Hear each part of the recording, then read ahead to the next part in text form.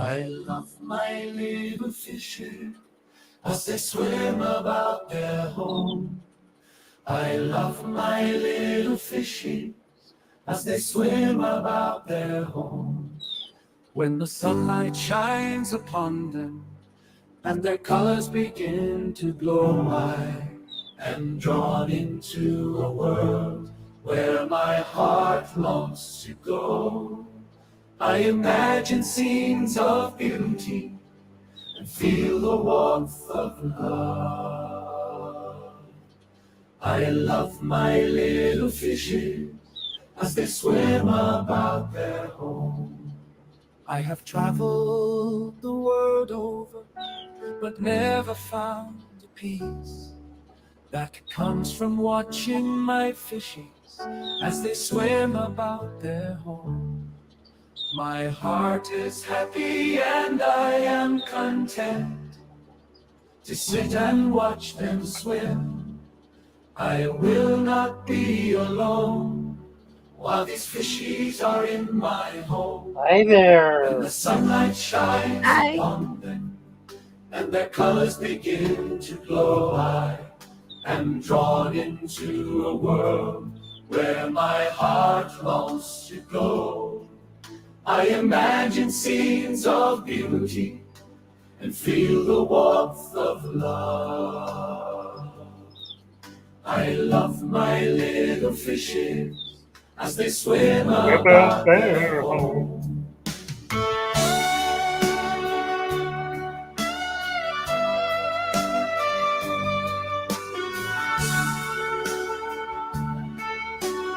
Hello, hello, hello.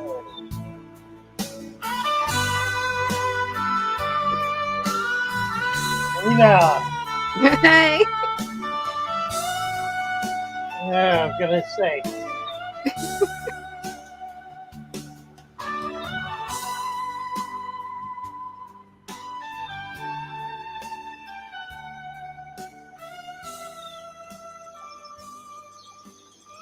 Yeah.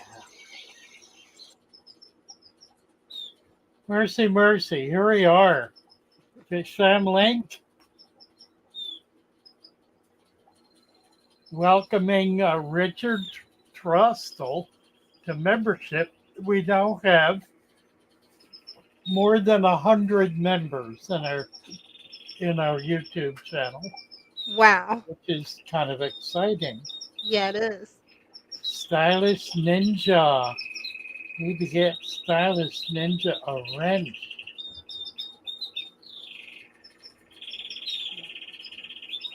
And welcome, Richard Trustle. Welcome, welcome. Yeah, welcome. Thank you so much for joining the party. William Avery. Neon Nightmare. Now, I gave Neon Nightmare a wrench before we came on, and it hadn't shown up yet. So YouTube is a little slow on the uptake here. Yeah, sometimes it can be. More often than not. Right. Mattis Factory, Kim Minnie, Joe O, Tarn AVJ, hello, hello. Chu, Dan Yan, and who else? House of Pisces, West Virginia Holla Girl, Christian B, Fish Fam Link, Stylish Ninja. Yes, they are canaries. I have 2 pair and 4 babies. DeWitt Martins live on the Drakensberg in South Africa. I had to give up keeping fish due to my country not having regular electricity anymore. Well, now we need to get you set up so you don't need electricity.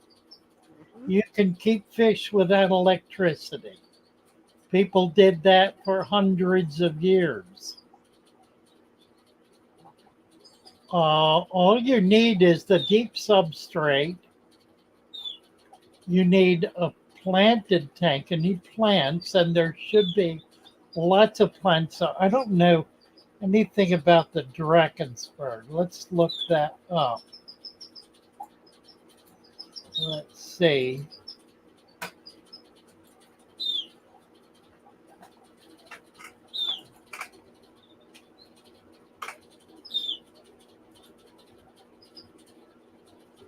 Yeah, you can definitely keep a tank without electricity.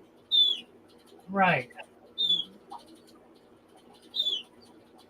That's interesting. He's well north of Cape Town, up near Botswana. It looks like a major intersection near Pretoria.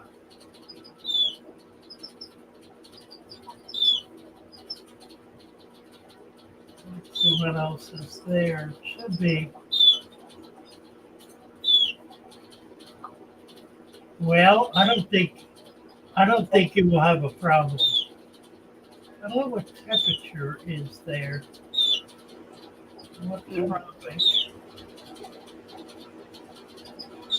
Let's see. You're in semi-tropical. He's off the coast of Madagascar. Wow. Actually, he's south of Madagascar, so he's not quite off the coast.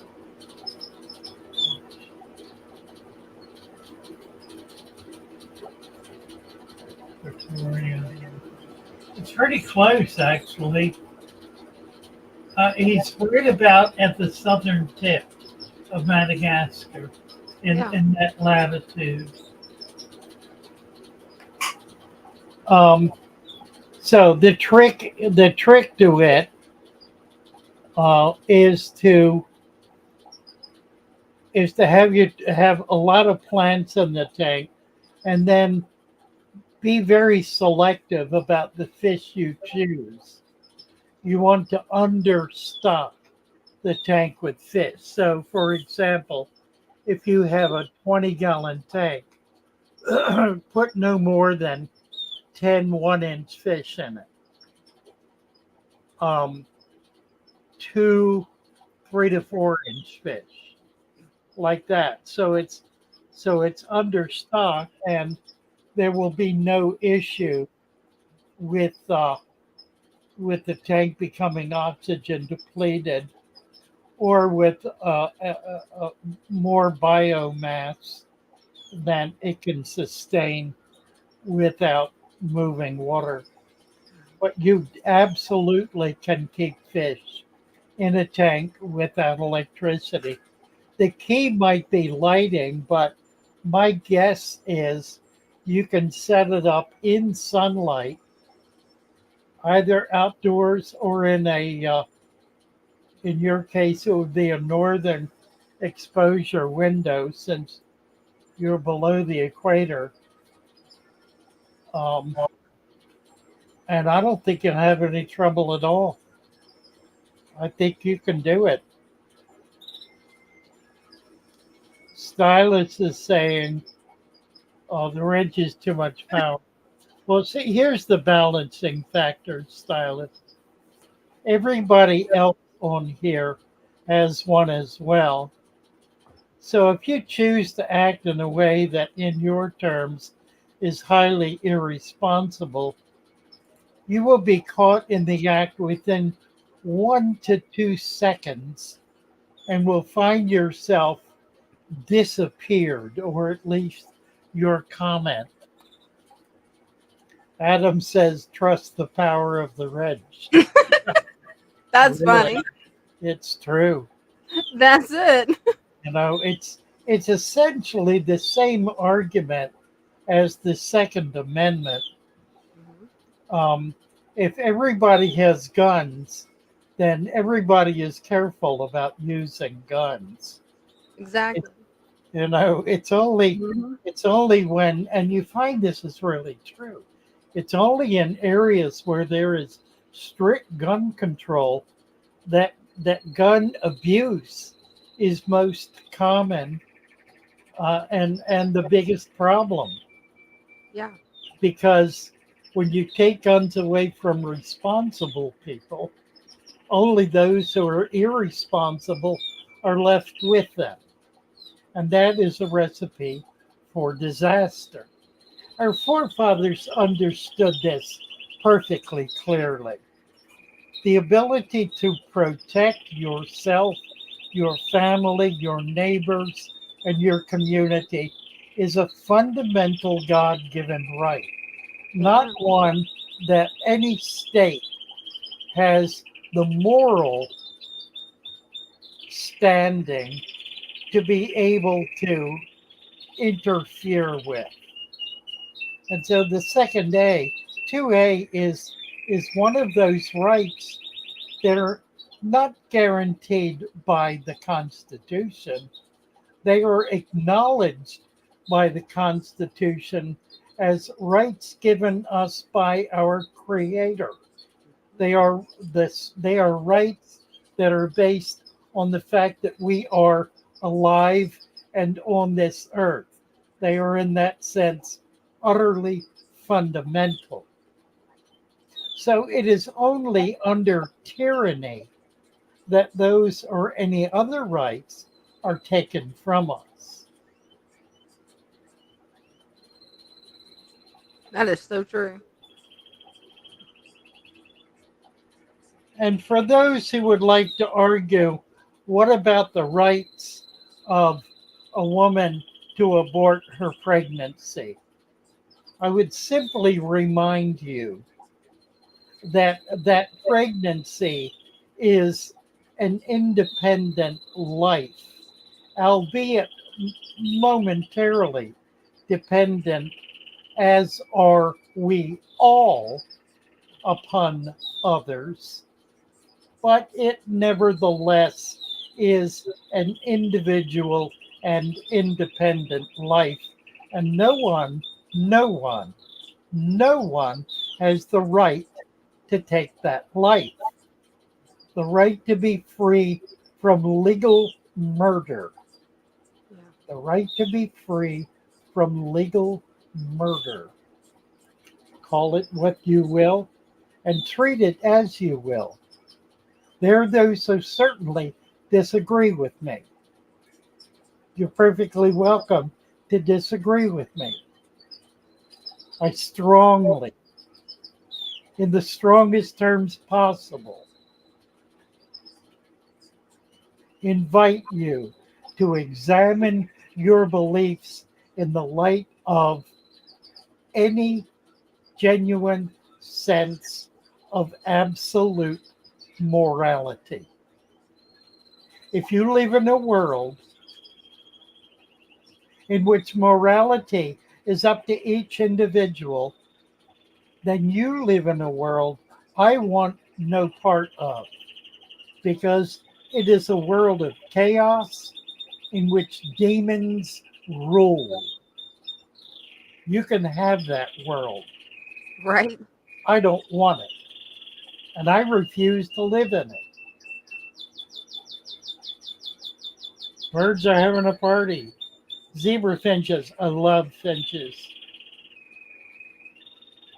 Carla McGee. Let's get Carla a wrench here.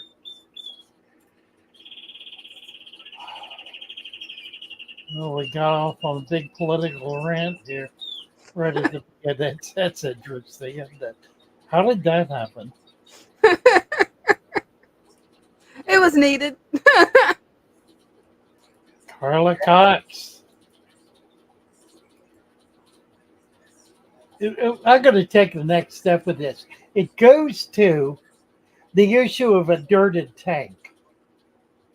It absolutely does. Because the issue of a dirted tank is a commitment to a natural environment.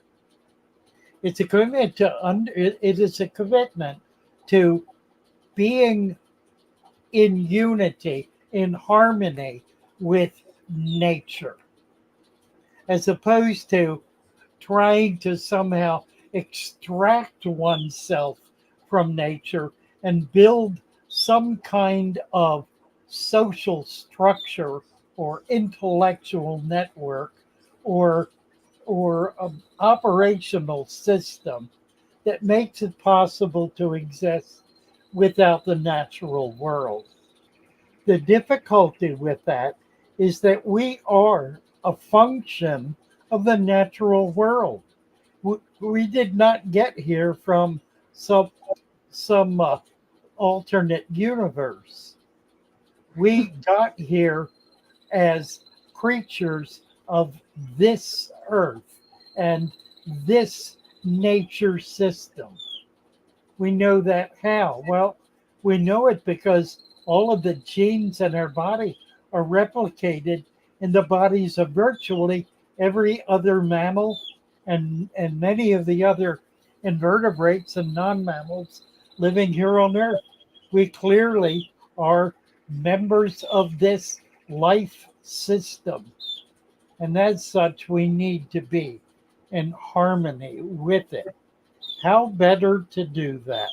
How more simply and elegantly to do that than by maintaining or allowing to be maintained a little aquarium that exists year after year after year based on its own rules, its own systems, its own life force. This tank is 23 years old. It's gone through some changes. Tommy Denda, for their book, keeps asking me, I think he finally gave up, to list the plants and fish that are in the tank. Because we have a chapter in our new book about this tank.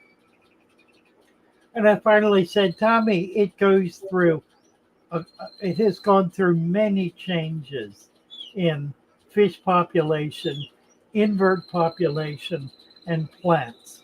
And what is in there now was not in there 3 years ago. Almost none of it. And that's happened at least 3 times since I've owned it, and that's been 15 years. That is what has been here that entire 23 years. Wow. That minus an inch or two that I took off a year or two ago because it got too deep. It's amazing how your tank has flourished over those 23 years. That's amazing. You see the goby back there? Oh, yeah. I think I see him. Yep. Yeah. He's hidden there good. Yeah, he likes it in here. See who else we can find. Those fish are so pretty. Yeah, but one of them came out into the light this morning, and I was just really impressed with it, with the color on it. Just stunning colors. I don't have a lot of really colorful fish in here. I'm starting to get more fish, so I'll be adding more. But this is an example now of an underwhelmed and under, what was the word I used earlier, of not very many fish. There are probably a dozen fish in here. I took a lot out to take them over to the store. Yeah. So it's greatly reduced. And I'm going to be adding more.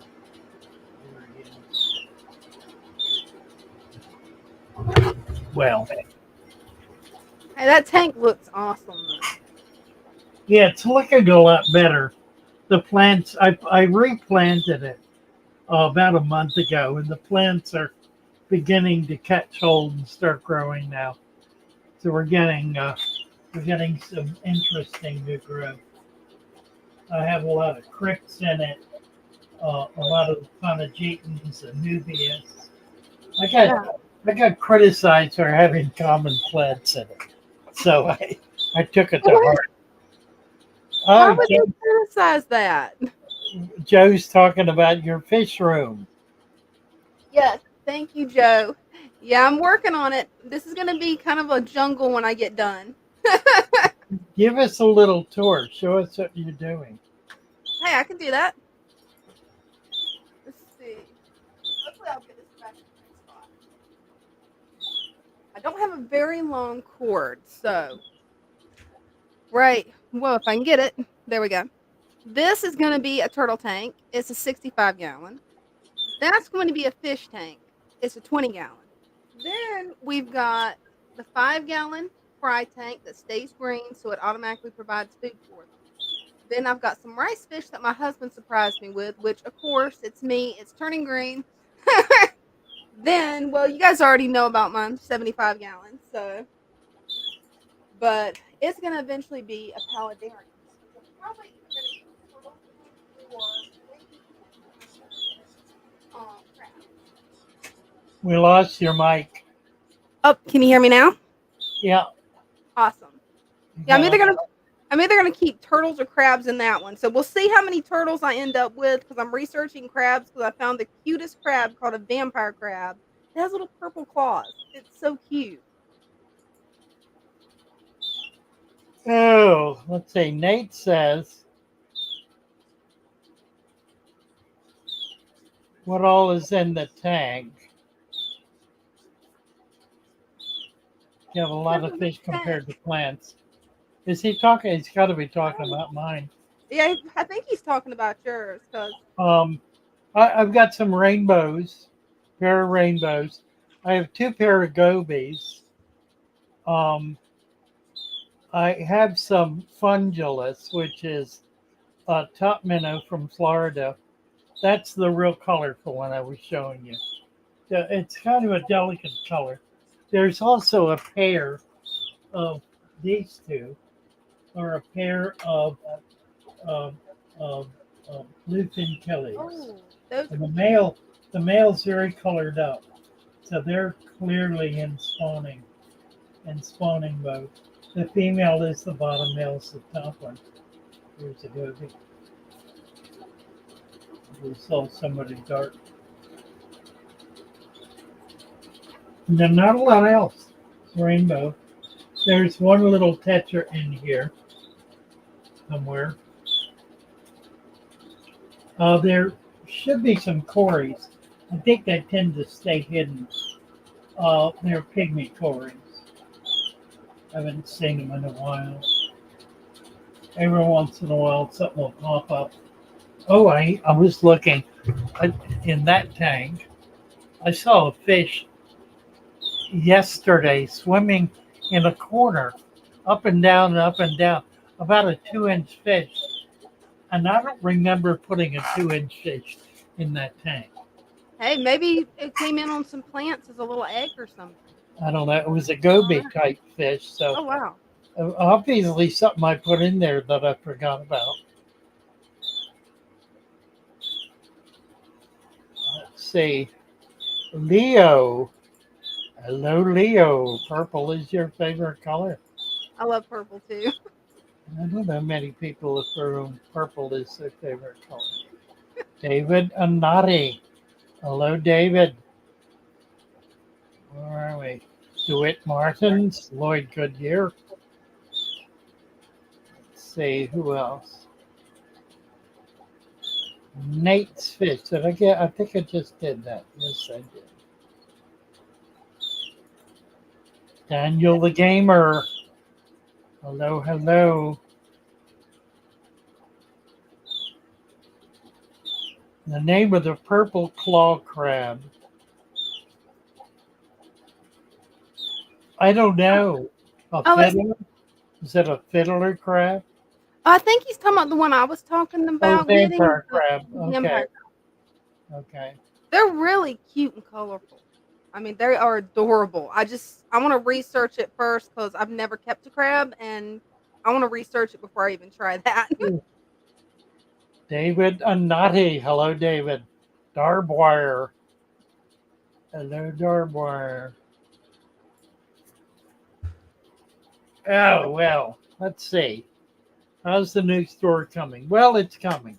It's a little slow because we're working while we're doing. So um, the the girls spend most of their time. In fact, the whole staff spend 99% of their time uh, shipping, doing everything that's involved with that. We did have a work day on the July the 4th. Everybody came in and we spent a day putting stuff together. We put a small dent in it. Um, really, what we need at this point is we need to get a carpenter in there to build some stands, put a door in, and a stairwell. Um, we're kind of we're not at a standstill, but there are things that we would like to do that we can't do until we get that done. Particularly the stand. We need to get a stand built for the main group of tanks that are going to go in the store. I will have a number of show tanks, but I want to try to keep them as show tanks. We have all of our plants in tubs that are lit and they're planted in the tubs in sand, not dirt, just sand, as holding tanks. And they do quite well in there. So that's what we ship out of and we will sell out of. The tanks that I plan to set up to sell fish will be primarily 10-gallon tanks for all of the small fish. I have right now about 15. And then I probably will get 29s for larger fish. And then would hope to eventually be able to get a very large tank, about a minimum 500-gallon tank that I can put monster fish in. That'll be nice. So that's the plan.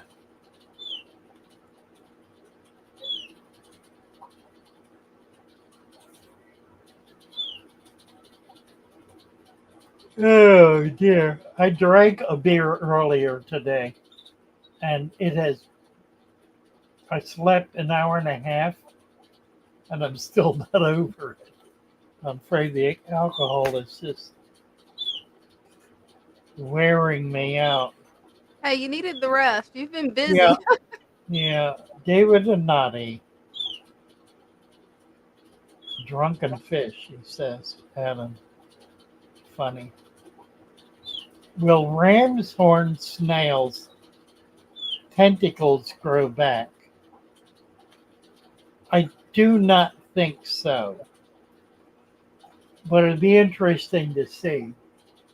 There's no reason why there shouldn't, actually. But I have not noticed that happening.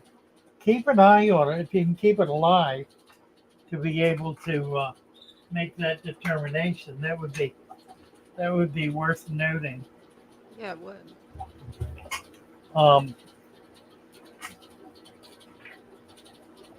I think one of the things that happens with the snail when it loses its tentacles is it's unable to feed effectively, and so it tends to die.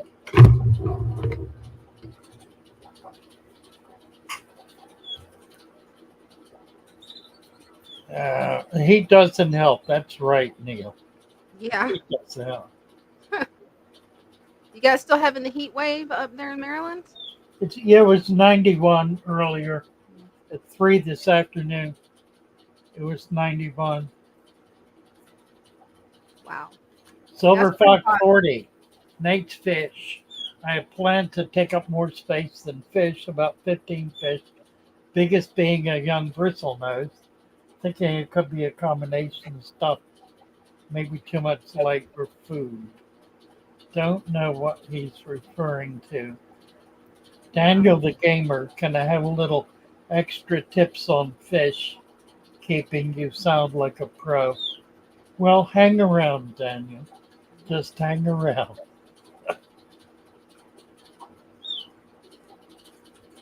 Let's see. Daniel wants to know if 3.5 gallons is enough for two small platies and an African dwarf frog. I would make sure there are plants in that tank. It certainly is large enough for a pair of platies and a dwarf frog. That's not going to be a problem at all. Platies can grow to about 1.5 inches. Now, they're not likely to in a tiny tank.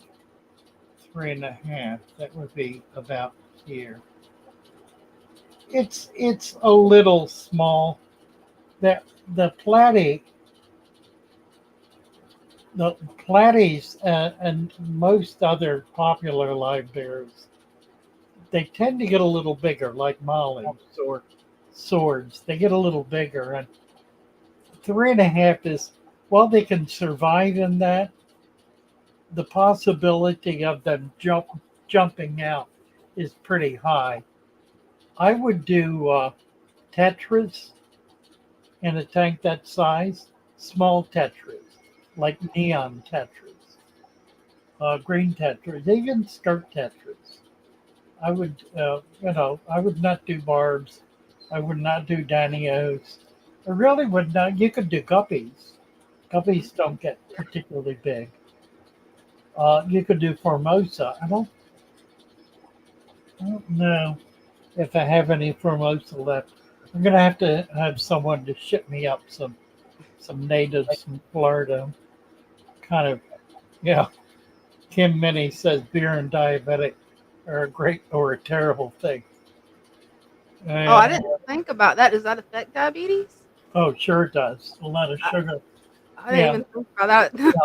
Well, I didn't eat much today, so I Yeah. thought I could get away with it. But I think that's probably why. I think my blood sugar is probably elevated. I should go check it and see. Yeah. Maybe I'll do that in a minute. Is that your kitty cat on the wall? Yeah, let me show it to you. Oh dear. That's Tom.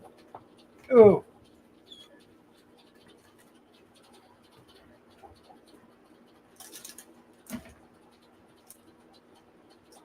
Oh, that's a pretty kitty. Yeah, I had Tom. I had Tom. I had Tom's mother. So Tom was born in my care, and he lived about 13 years. It was pretty big. Oh, wow. And he was. I had a pet artist that draw him or paint him, and that's watercolor. And then a friend of hers wrote a poem called Tomcat. It was called Tom.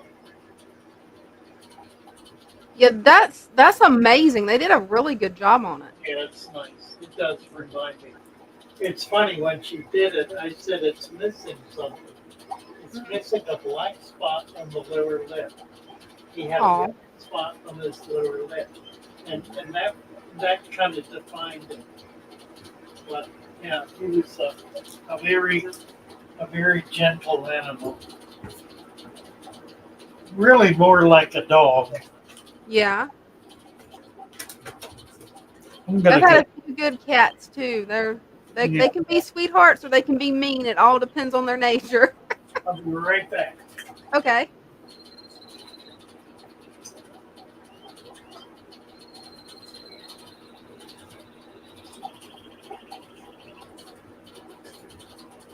Hope everybody's doing good tonight. Did everybody have a good holiday weekend?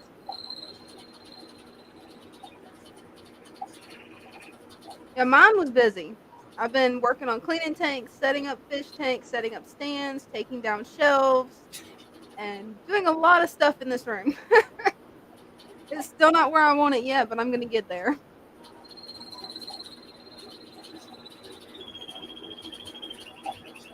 And Nate's fishes, you're right. It is tough to starve a fish to death. I mean, they will eat bugs, they will eat everything. Well, let's see. Jet wants to know, can you talk about light intensity? Yes, too much light, and that's what happens. You will have green water, and green water isn't a bad thing, but that is what will happen. Welcome back, Father Fish. Yeah, 250. Ooh, that's high. Yeah, I just did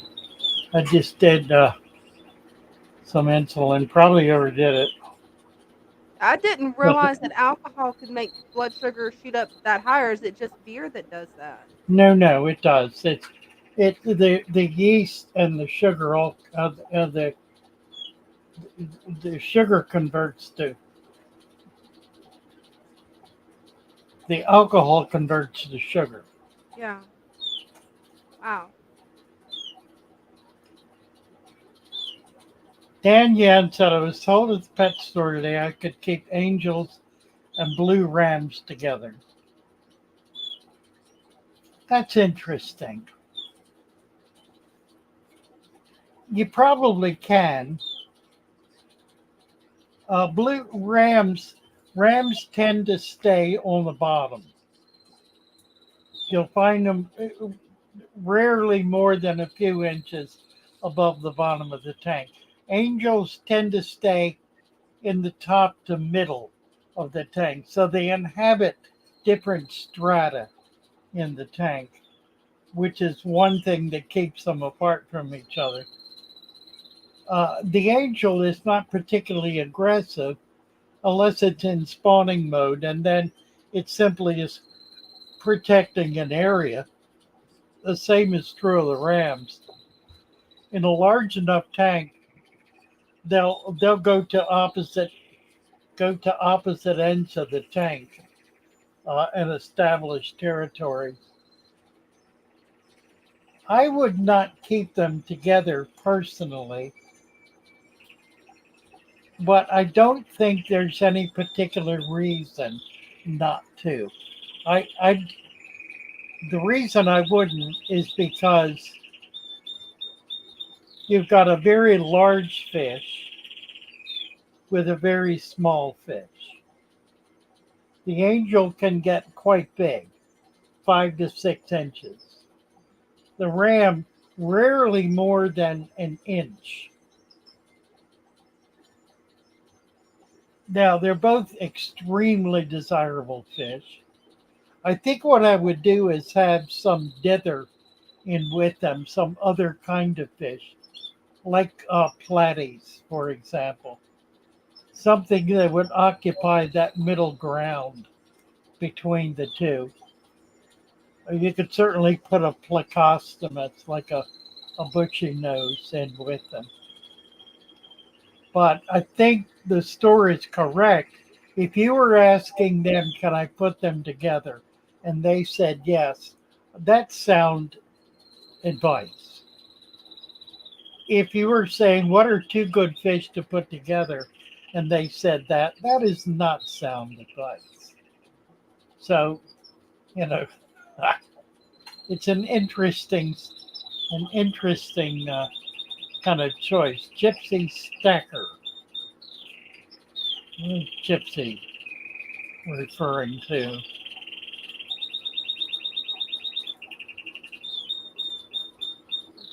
Don't know. Silver Fox.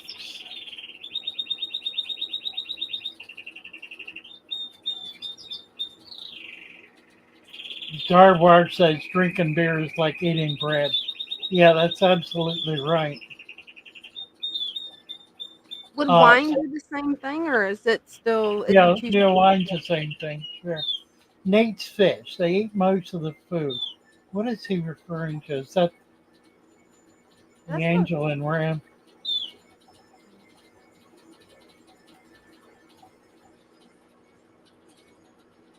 I don't know. Yeah, That's I'm a not. whole other. I missed that conversation. Yeah, Tomcat. Yes, Tomcat. yeah. Tomcat was a beautiful cat. Judging by that painting, that How far am I from Super Cichlids? About an hour, just a 1 hour drive. Well, we're not set up yet. We have 2 or 3 tanks that are just moved in and in place. Really, we're not ready for visitors. Another, it'll be another month. I'm figuring by September we should be in pretty good shape. We'll have fish in. It'll be set up to be able to show off some stuff. The focus of the story is going to be natural aquariums. So that's really what we're going to be all about. We'll be providing all of the product for that. We'll be teaching that. Anybody who comes in is going to get an earful about natural aquariums. that's what's needed. Really.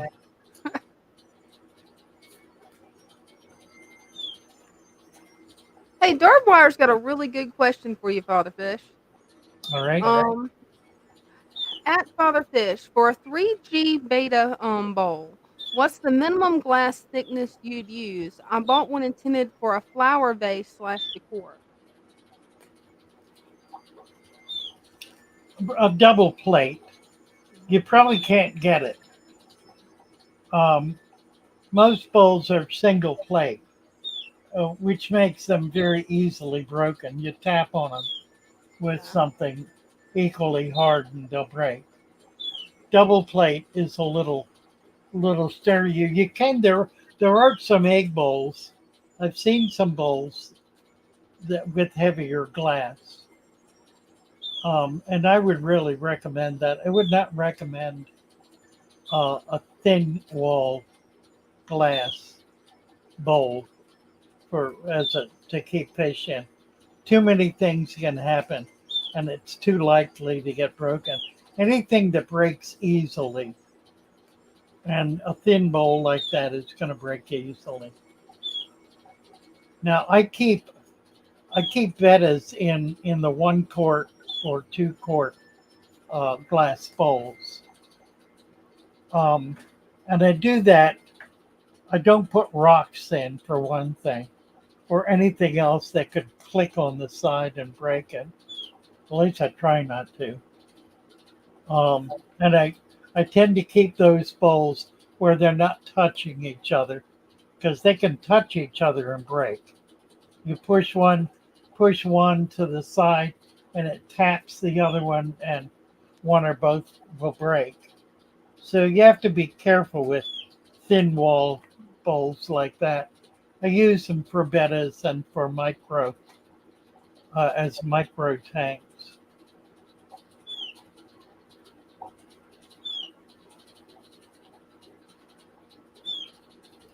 Are you going to sell those Woodburn Fisher and plaques with names? Yes, I thought I had one listed. If I don't, I will. Um, yeah, they will be listed. You can get a custom tank. I don't have one here. It's at the shop. A Woodburn plaque with with the name of your fish room or your name on the plaque. I don't remember how much they are. I will get them listed if they're not yet. And I guess they're not. I think I just didn't do that. My brother finished, I bought him about a 5 foot slab of wood, I think chestnut, a big slab, and gave it to him as a commission work. So I paid him a commission to to decorate it, and he's finished it, Oh, nice. and it's amazing. It has all of the environments, the aquatic environments that I have ever lived in, and many of the animals. It's really kind of remarkable. So Next time I'm shooting from the shop, I'm gonna mount it at the shop, so Well, you'll that's get gonna to look see that. good. It's still at his home. I haven't picked it up yet.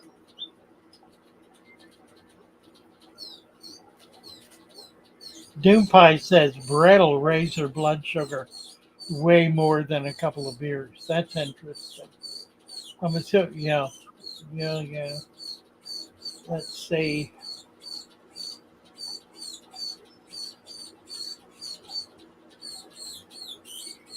As a bettable, it's not so bad because it's something you can be careful with, treat delicately, not risk in any way. You're not going to be messing around in it with things like glass heaters or something that could easily break or get broken. Um, don't put rocks in it. That's the main thing because the rock can break it quicker than anything. As a bettable, I think they're safe as bettables, where you're just not doing much and the fish is going to be in there, got some plants in it, get it set up, put it on the shelf, and leave it alone. Betta tank hit 84. Yeah, he'll be fine. Bettas tolerate temperatures into the 90s. Not a problem at all. One of the things most people don't realize is that tropical fish, the normal temperature for water in on the equator in tropical environments is about 90 degrees. Wow. Very, very warm, Mhm. particularly shallow water that's not flowing where the sun's hitting it. It's going to be, the water is going to be very warm. Now, does not get hot. It doesn't get to the point where it may hit 100, but it won't go over 100. 101, 102. Beyond that, the fish won't survive. But the tropical fish can tolerate much warmer water than than we want to believe they can.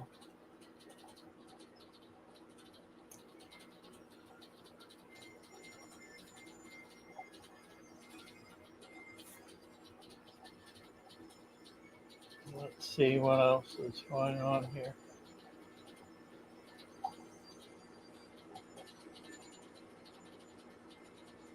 Huh. Do I not use dirt in a bettable? Um, it depends. If it in my shop, I set up bowls that were short term use. So I would put a little sand in, mainly for color. Um, but they would not be permanent displays. If you're doing something at home that's a permanent display, then you want no more than a half inch or less of dirt with an inch or less of sand. So you've got a total of maybe an inch, and then put a few plants in it.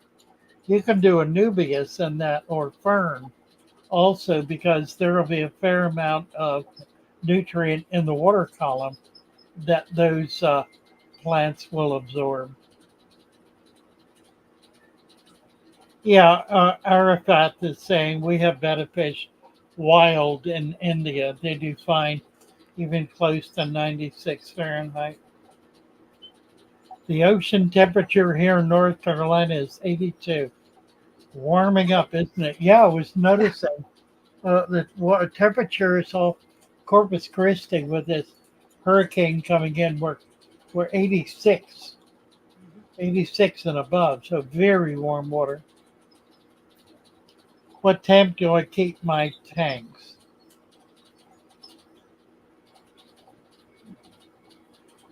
I don't even know anymore. I don't even know if I have heaters working in these tanks. I think I do. I have heaters in them. Whether they're working or not, I don't know. My room temperature is in the 75 to 77 or so. it's in that range. So I'm assuming the tanks, because they have strong LED lights on them, that those lights are holding the temperature up. They should be around 80. I assume they're around 80. Yeah, the lights can put off a lot of heat. Well, yeah, particularly I've been using LED floodlights, hmm like the 100-watt floodlights. I've got three Yeah. of them here. These are three 100-watt floodlights. So that's quite a lot of light in here and quite a lot of heat.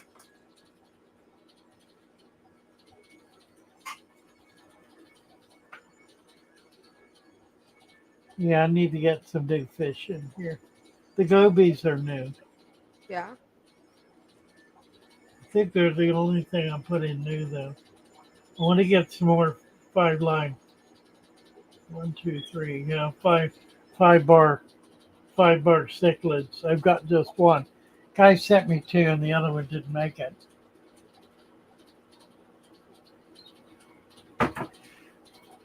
Erie, you bet, you bet. Dana is the boss. No question. The oil slick. David Anani has an oil slick question. Yeah, I haven't found his question though. I'm scrolling What's the through the question. timestamp? But I ask it again, David. Yeah, if you don't mind, please ask it again because I'm looking and see it.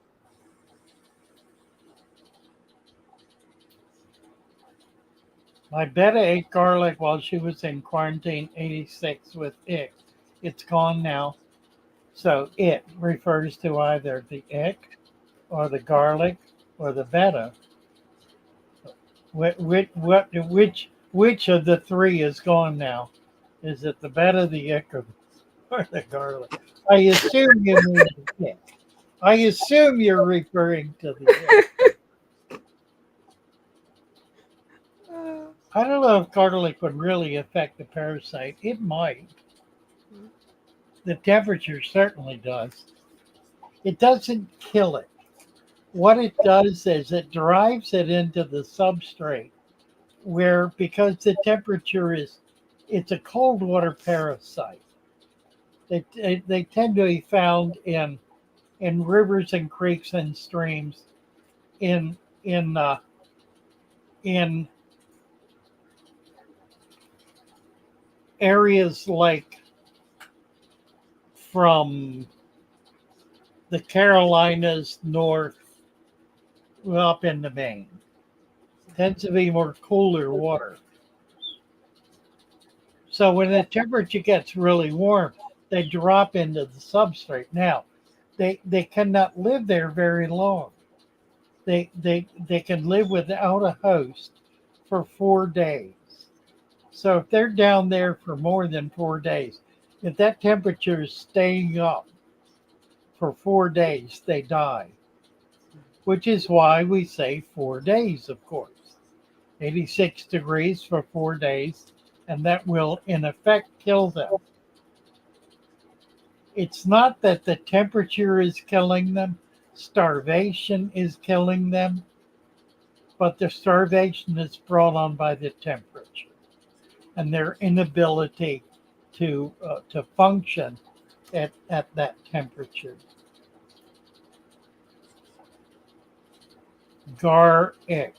Garlic, a treatment brand name. That's curious. Garlic. I see. Angelfish questions for 3G. Well, I don't know. He'll be back here on Wednesday, I'm sure. mhm. When you see him next, click on the three dots to the right of his name, and the top one will allow you to go into his channel. Channel activity, go to channel. The second one it is.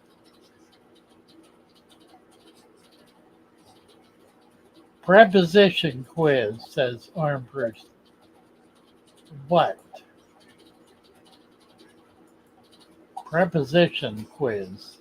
Sean Benward, I threw a medium-sized apple core into my tank. It seemed my shrimp and guppies enjoyed it. It was completely gone in about 2 weeks.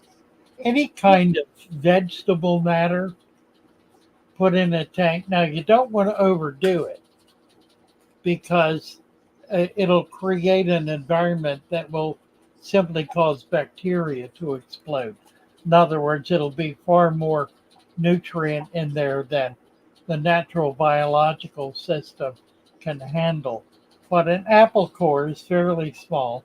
In a larger tank, all of the microfauna is going to attack it.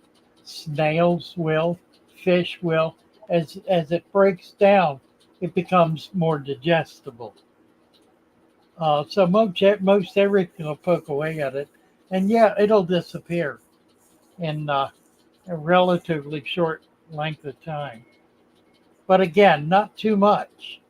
People get in trouble by dumping a whole lot of leaf mulch, for example, in their tank, like big hands full, and it fouls the water because it's too much biomass in there, and the system that is developed is not able to handle it, so it gets overwhelmed, can't handle it. Bacteria develops. The bacteria creates a cascade effect in which oxygen is burned off. Fish begin dying. The condition worsens, and eventually, all but one fish is dead. All but one. The one fish that remains alive is the one that is able to survive with the limited amount of oxygen that is being dissolved into the water. It'll stay at the top. It'll be breathing. Why am I hiccuping? It'll be I hate breathing. the hiccups. I think it's the beer.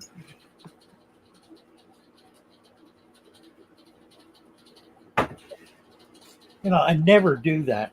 I've got 6 beers in the fridge that have been in there for months. And I took a whim and drank one. And I'm sorry I did. Yeah. Kind of wiped me out. Adam always cooks his fish with garlic. That sounds good. I like garlic.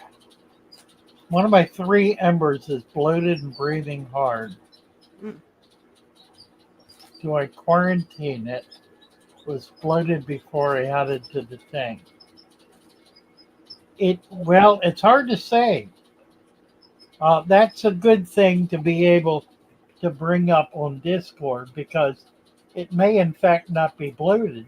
It may simply have a lot of eggs. It may just be heavy with eggs. Fish don't get fat. Let me talk about this for a minute because it's rather significant. A fish can get thin, but at its maximum size, it does not get fat. It will simply stop eating in order to maintain a maximum size.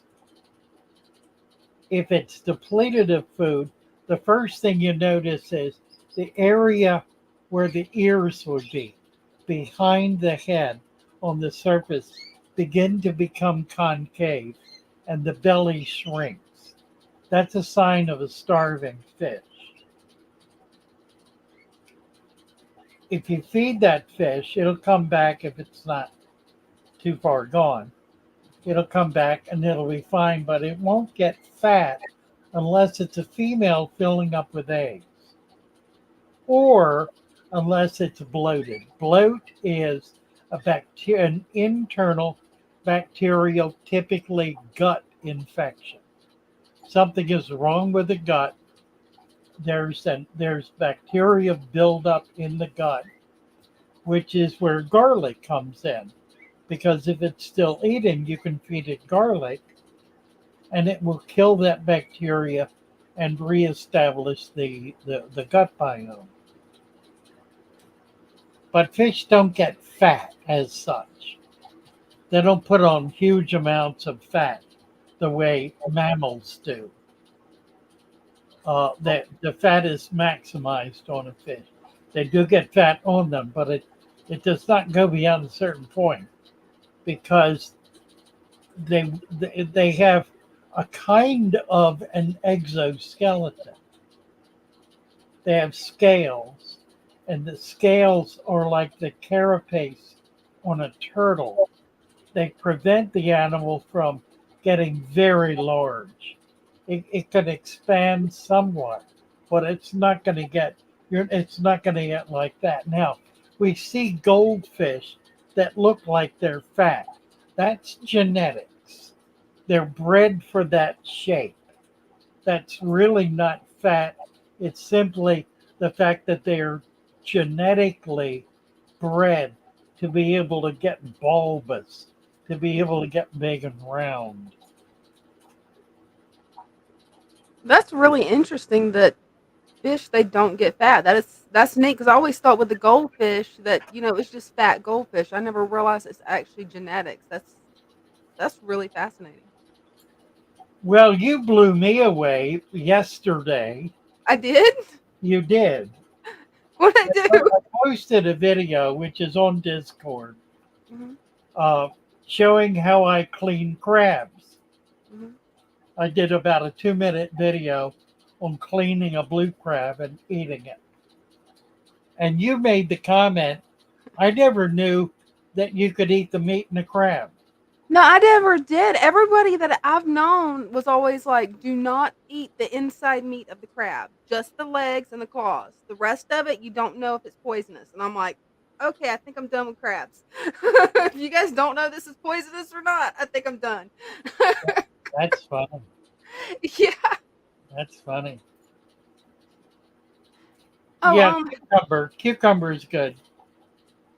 David's got a question for you. Sure. Father fish, my beta fish tank has for no better term and oil slick on the top of the water. It doesn't seem to bother him. If I feed him bug bites and frozen bloodworms 2 weeks ago, and sometimes tiny, tiny moths. What you have is an algae slick. It's not an oil slick. It may have a sheen to it, so it looks like an oil slick. A sheen would be it sort of shines, but it's undoubtedly algae. If it were an oil slick, it would be preventing oxygen from being exchanged with CO2, and everything in it would die, including the fish. He would go to the surface to breathe, ingest this oil, and it would kill him. So it's not oil; it's an algae slick, and it is not dangerous. It is not a problem. You can remove it; it probably will come back. Um, the best way to control it is with additional plants. It's the same as any other algae. It stands at the bottom of the pecking order in its ability to pull nutrients out of the water. So if you have higher order plants, they're going to get the nutrients first and thereby control algae growth. Oh, and Father Fish, over on my live stream, Victor C has a question for you. Will you be attending the Keystone Clash this year in Pennsylvania? I am not planning to, unless I get invited to speak or some such thing. I'm not planning to. I did last year, and I very much enjoyed it. But we're just involved in so much right now um, that I really can't afford the time.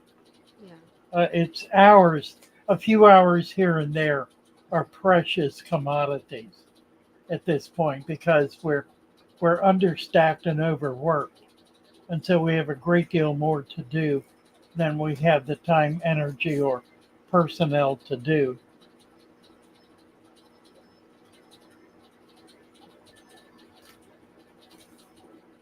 And I don't know the answer to the question, Antipath. but I would assume you're right because they do not have adipose tissue. I would assume that's true. Let's see if I can get anything out of Google on this. Do fish have adipose tissue?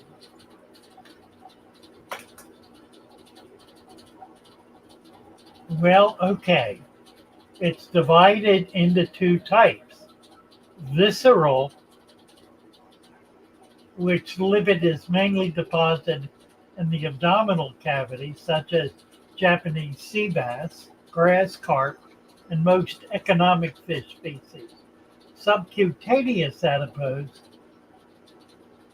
mainly deposited in the thin rays, such as turbo and Japanese flounder.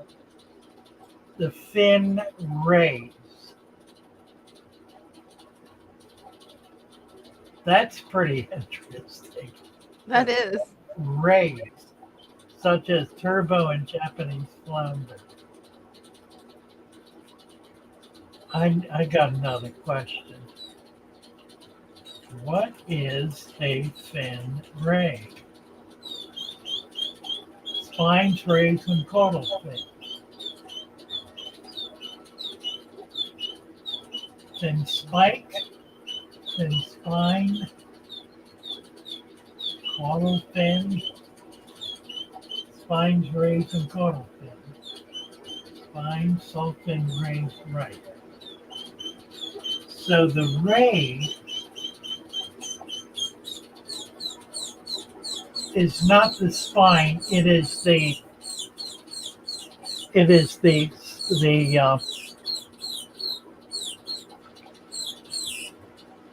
structure that causes the separation in the fin.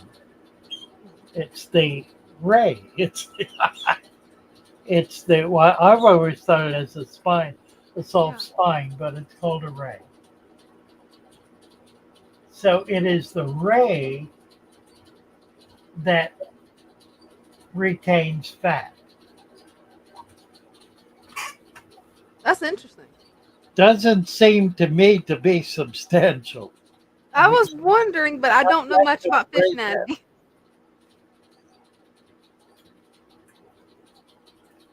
Piraraku, Carly says, is an Amazonian freshwater fish that we eat. Do barbecue and it has a thick layer of fat.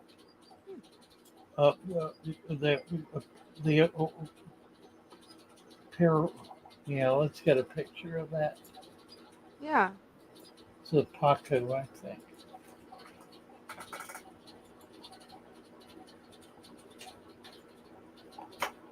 Arapima. It is the Arapima.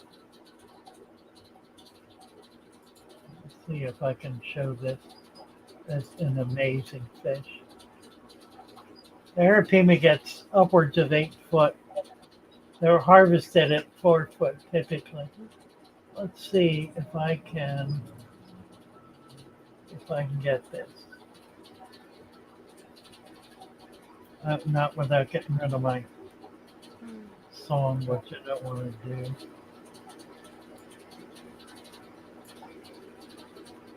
Let's see.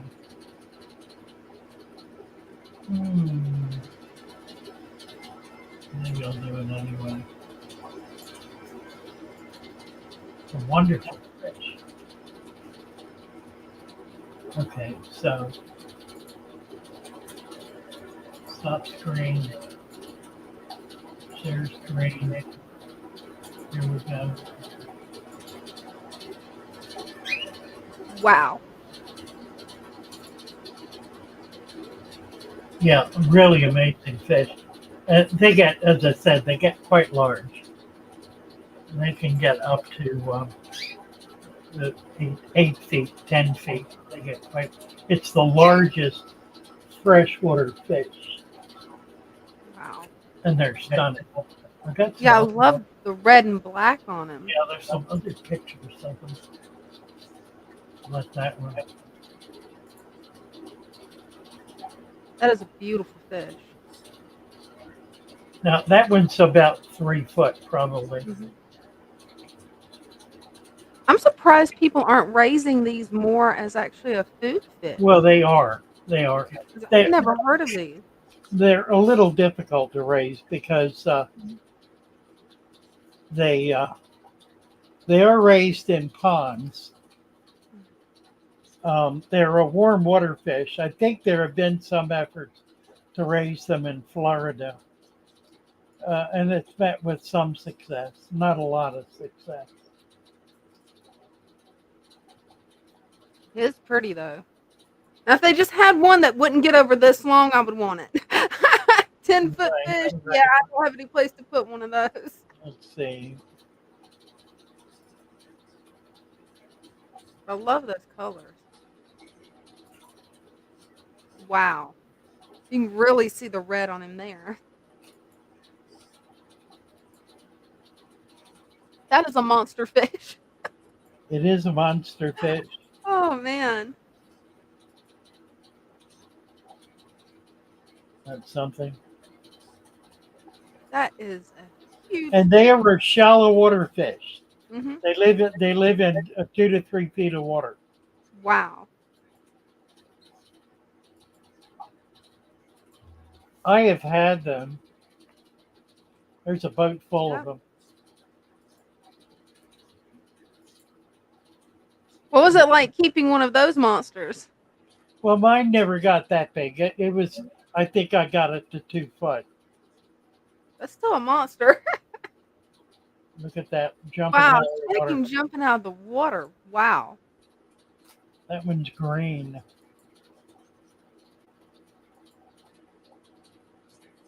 Something Love else. those red spots. Very cool fish. Yeah, it is.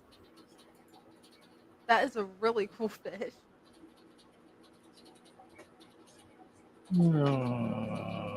Monster fish. Monster fish. How we doing here time wise? We're at 7. We got finished our first hour. We got another hour. Let's Time flies. do a song. Shall we do a song? That sounds good.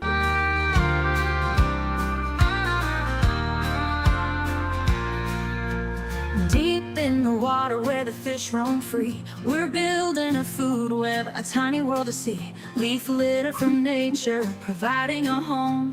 From microflora and microfauna, no longer alone. We collect the leaves, the water and the creatures in ponds, rivers and streams. Our ecosystem features, creating a balance in this underwater land. With every piece connected, our food web will expand.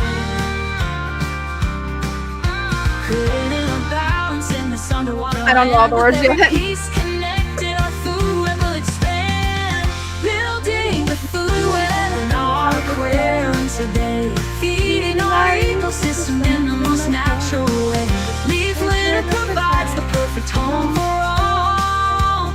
A thriving underwater world standing proud and tall.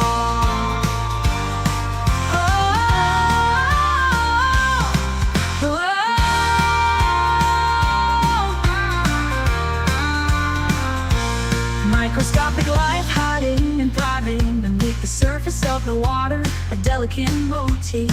As we watch them flourish in a tiny space, we see the importance of maintaining a place. We care for our aquarium with love and dedication, knowing that every element plays a vital relation. From the smallest to the largest, every creature has a role. Together they create our monotonous home. Building the food web in our aquarium today. Feeding our ecosystem in the most natural way. Leaf litter provides the perfect home for all. A thriving underwater world standing proud and tall.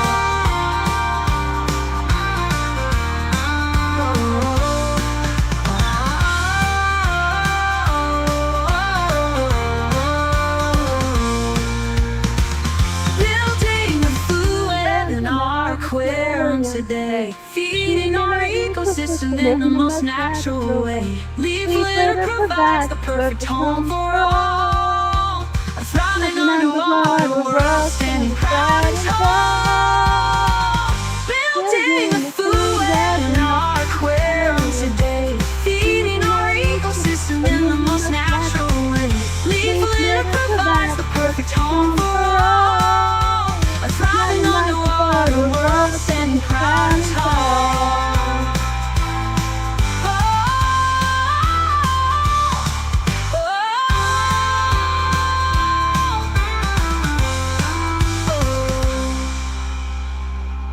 Yeah. And it ain't over yet. I always think it is whenever it gets to that slow part.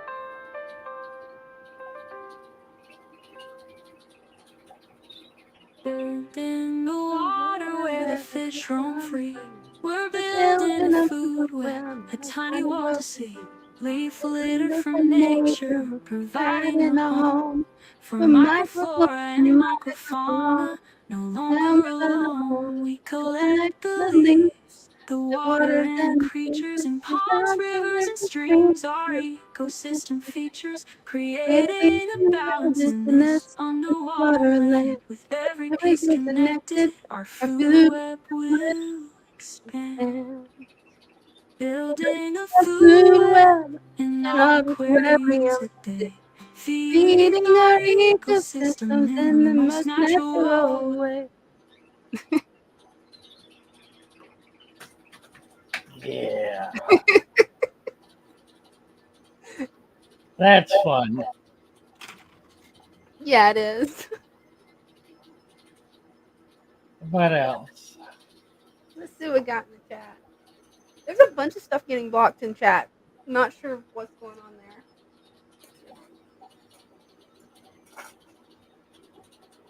Yeah.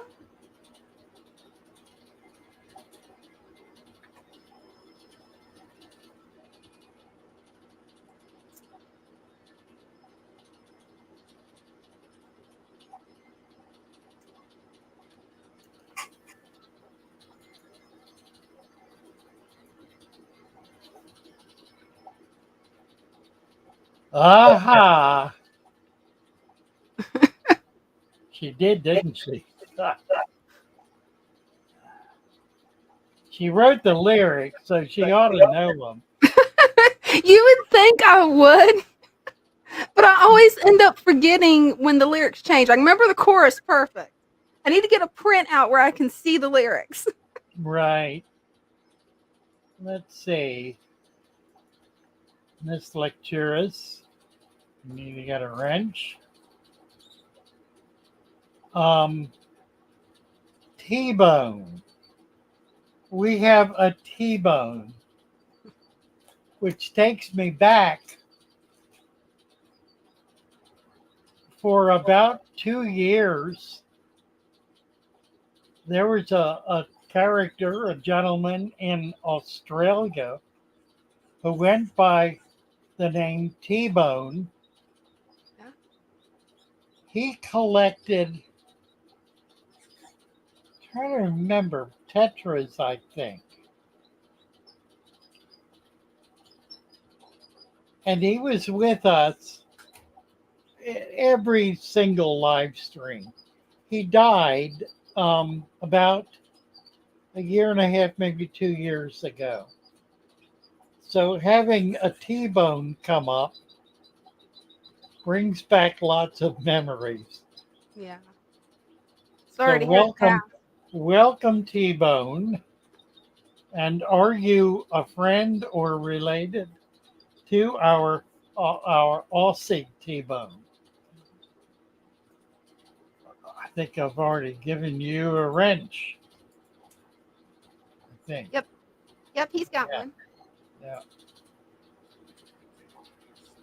So introduce yourself, particularly if you knew our original T-bone. It's sufficiently unusual that Yeah. rap with bagpipes. Says thanks for the wrench. You're very welcome. Ossie Llewellyn, Peplin Creek is here. R.I.P. T-bone. I know. Arafat Kapanath. Lovely song. Psychoplant Lady. Join the show. T-Bone. Not related. Sorry to figure lost. Well, thank you. Delighted to have you. You bring back fond memories. LFCF, LFC Fox fan. Hello, hello. All right. What else? Green neons are wonderful. I think they're. I had a chance to get some 2 weeks ago, and I did not because I really couldn't handle a fish order that week. And of course, they're gone now. So I've got to put them back on the list, and hopefully they'll come up again soon. They're really a wonderful neon. They're very, very hardy.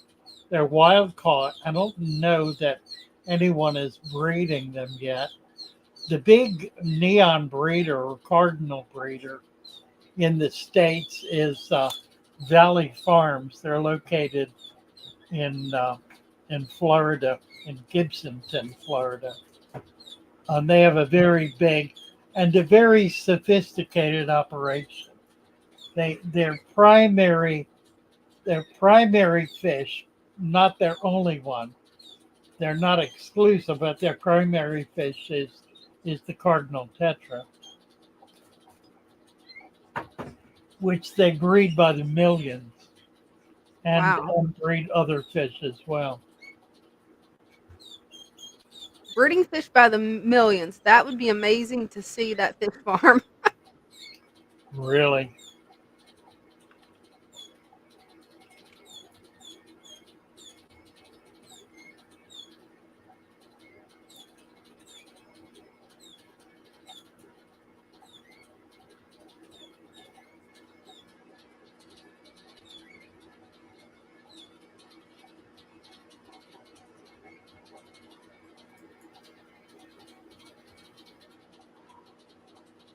Darkwire's got a really good question for you, Father Fish. Yeah. Will glass and non-glass bloodfin tetras cohabitate in a tank together? Added 3 non by mistake today, and apparently they're different species. Yeah, tetras rarely go to war with each other as species. It just doesn't happen. So yeah, not a problem. Not a problem at all keeping them together.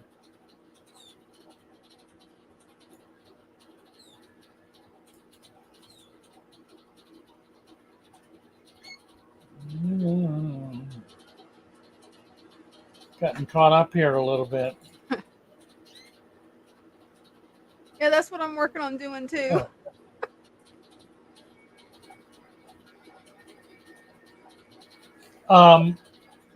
One of the problems with the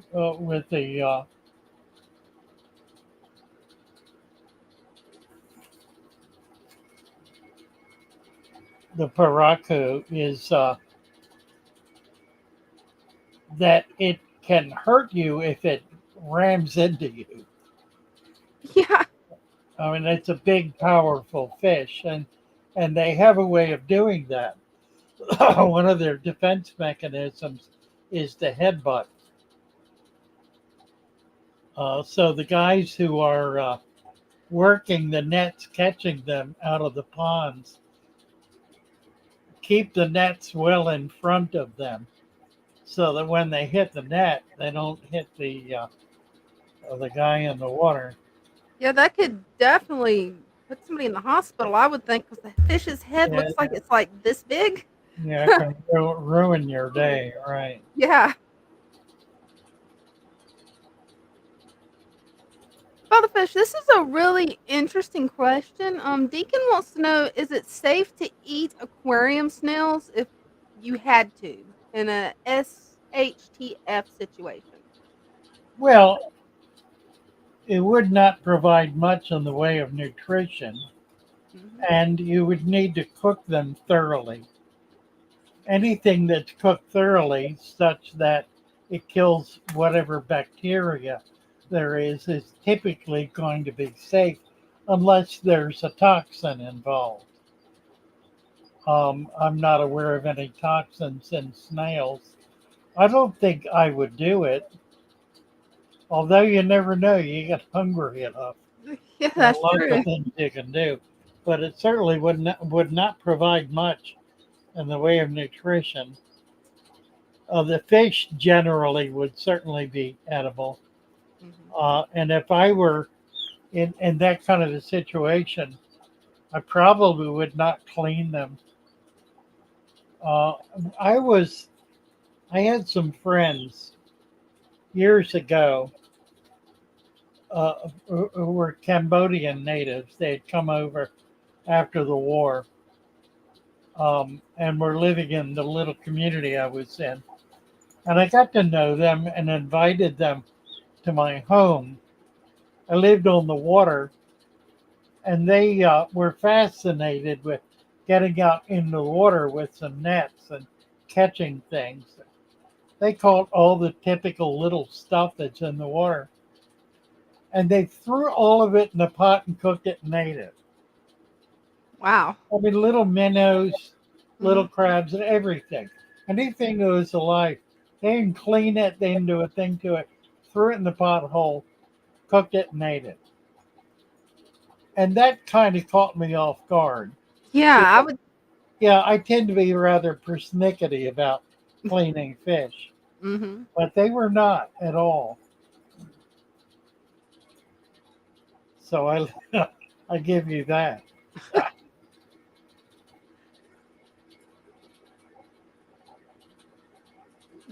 Doompass says that apple snails are known to be eaten. I did not know that. That's interesting. Well, it's a very large snail, and Hmm. they get pretty big. Yeah, that's now there are some snails. There was a fellow who ate a slug, or maybe more than one, on a bet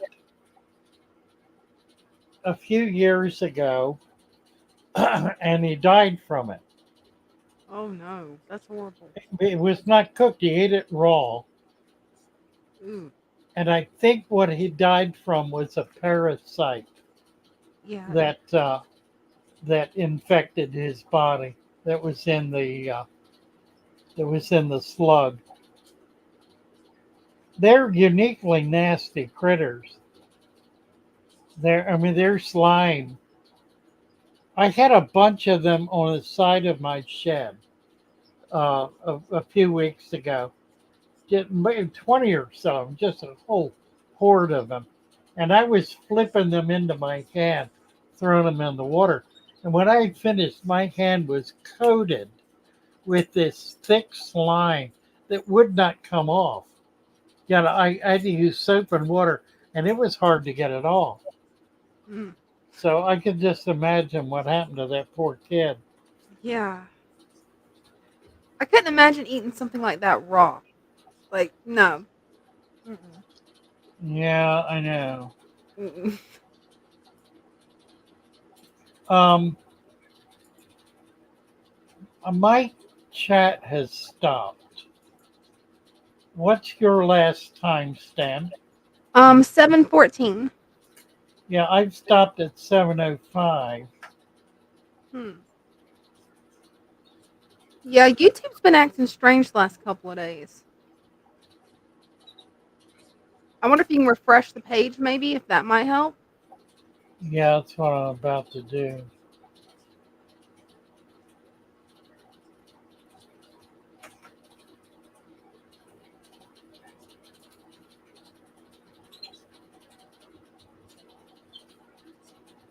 Yeah, that did it.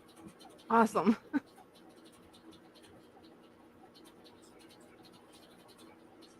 Oh, what else?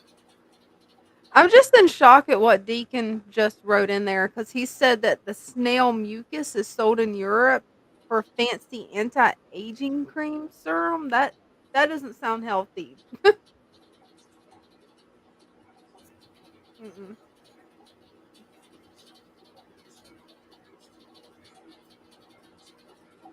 Yeah, I remember that, Ari. He lost a whole bunch of tetras to ick. Yeah, he did. Barbed wire.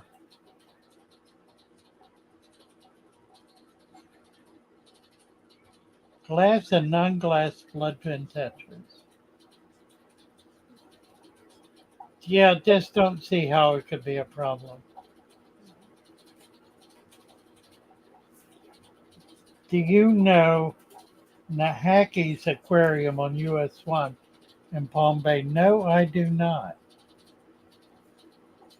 I never really got much over to the East Coast. So I pretty much spent my 30 years between Tampa. I think I got up above Tampa two, maybe three times total. Got into the panhandle once, and that was even before the 30 years.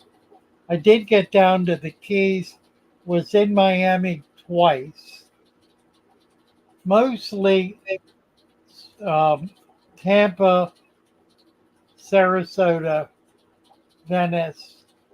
Never really got down to Boca a few times, but not much. I did get out to Arcadia quite a lot because I collected out there.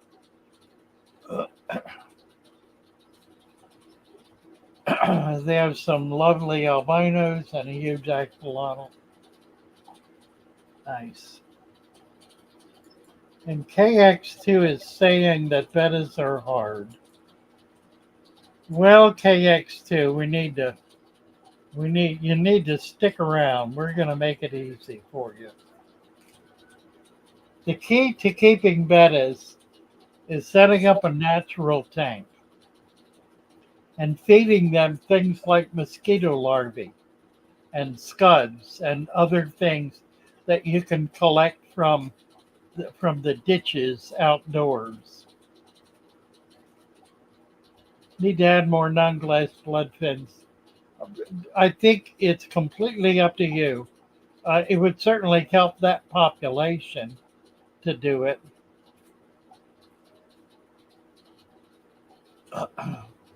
Doom pie jumpers,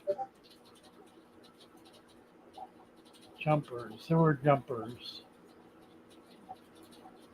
8-foot jumpers.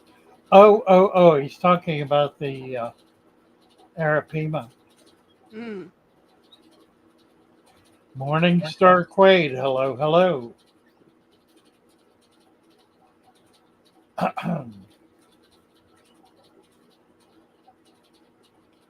Is it normal that the water in a deep substrate tank turn brown? No, it's not normal.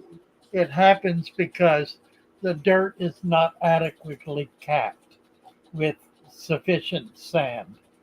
The sand cap should be twice the depth of the dirt in a tank under 55 gallons should be no more than 1 inch. So 1 inch of sand, 1 inch of dirt, 2 inches of sand. And make sure when you put the dirt in that you level it. If it is not level and you put 2 inches of sand on top, it will be 2 inches in some spots, 3 inches in others, and 1 inch or less in even others. So it's important to level the dirt flat so it's perfectly level before you put the sand in, and then level the sand. If at that point you want to add some additional sand to the back to get a rise, you can do that, but you want to put it in initially, level both of them, making sure that you've got an adequate cap on the dirt. Morningstar Quaid.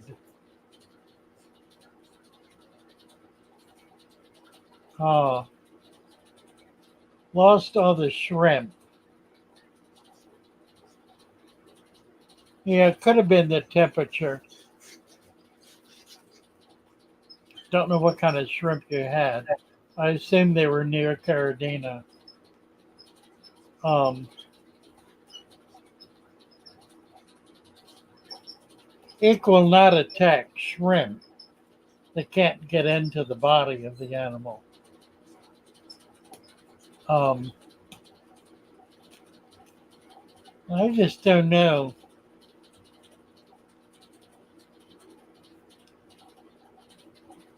I would assume, unless you put some other medication in there, because that could affect shrimp. Any kind of med, particularly something like ICAL, which has two deadly toxins in it.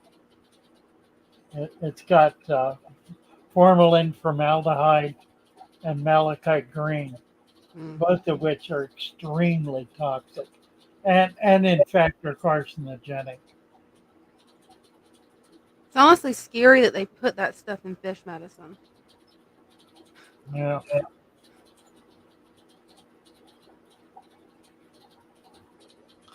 Can any snail survive underwater? No. If it can't climb out, it'll drown. There are many snails like apple snails and mystery snails that have to come to the surface for air. Mhm. They are air, even though they're aquatic, they're air breathers. And any terrestrial snail will drown if put in water. If it can't, it'll try to come out. Snail mucus sold as an anti-aging serum. Isn't that interesting? Yeah, that just sounds like something you don't want to put on your face. Yeah, really. Yeah, Escargot. that stuff is good. Too bad you can't eat hair algae. I'm sure you can. How would you? A soup, maybe? Yeah, in a soup. It's it's perfectly edible. That's I interesting. mean, I did not know that. it's a very simple plant. Hmm. I don't know if it has any taste. Probably does not. That puts a whole new spin on hair noodles. Yeah, really. I was thinking about that too. Noodles. Funny.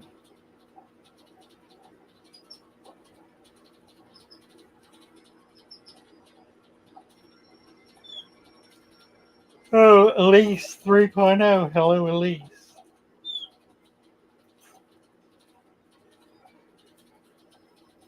And Deacon, the Elizabeth Bathories of the world did in fact have other options. Snell mucus. Bathoris. What's a Bathoris? what? Elizabethan. Elizabethan ablutions. Not sure. Let's see.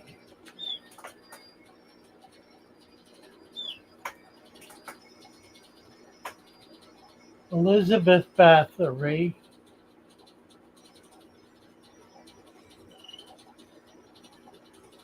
a Hungarian noblewoman and alleged serial killer from the Bathory family, who owned land in the Kingdom of Hungary, now Slovakia.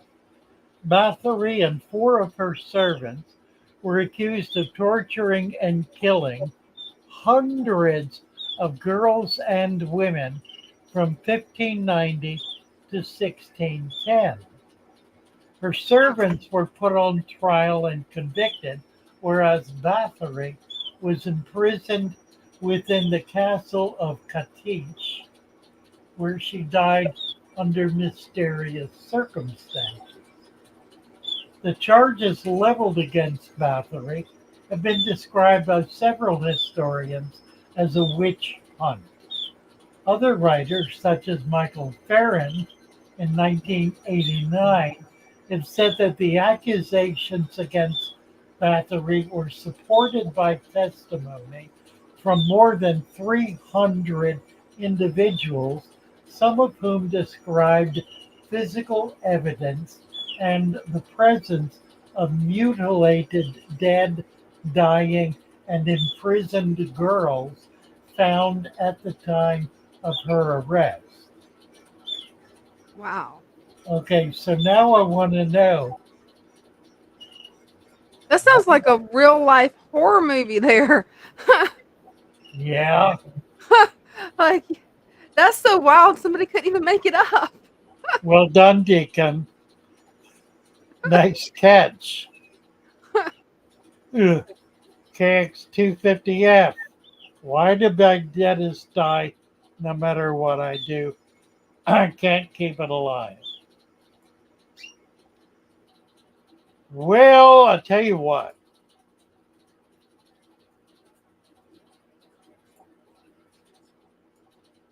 We're going to work on that.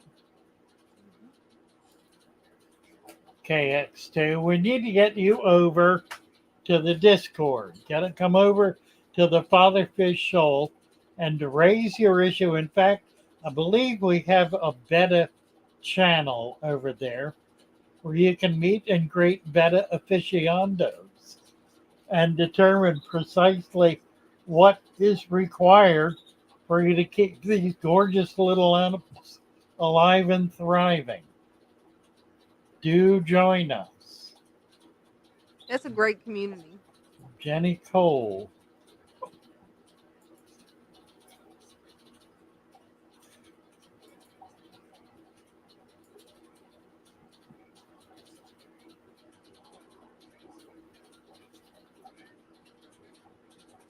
Robert Kiddo is seeing this. Yeah, I'm seeing it.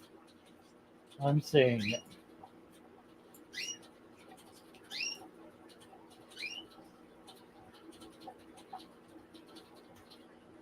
Uh,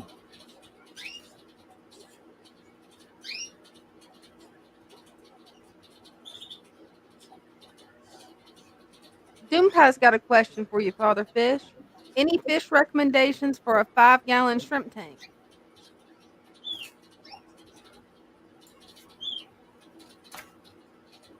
Gee, I've never kept shrimp tanks. I've just never done it. I guess I need to, and I guess I will. No, I don't. Do a little research. There are some really high quality shrimp keepers on YouTube. I would get into it with them. There's a lot in the shoal too. Yeah, there are a lot of shrimp in the shoal, right? I keep a 20-gallon community tank with flatties and guppies with shrimp, and I haven't had any problem with them bothering the shrimp. But they're calmer fish, so I don't know if you could do that in a 5-gallon though or not. Doompie is saying I'm a little behind. I'm probably a lot behind. What timestamp you at? Oh, and right now I'm looking at 7:19.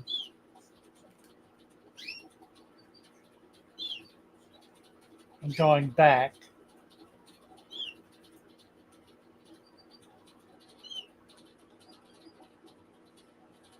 Rada K. Ugo wants to build a fatherfish temple. Wouldn't that be curious? Must be a Buddhist.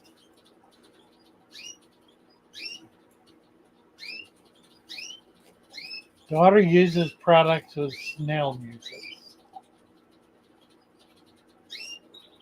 All right, now I can go forward. I got back to the snail thing. Oh, says safer. Oh, Kick It. Kick It says it's safer shrimp.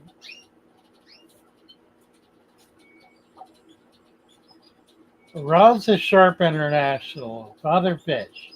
I have a 55-gallon, about an inch of soil, 2 inches of sand, but it's not level. Didn't know it had to be level. Well, you're far enough down the road. it's not likely a problem anymore.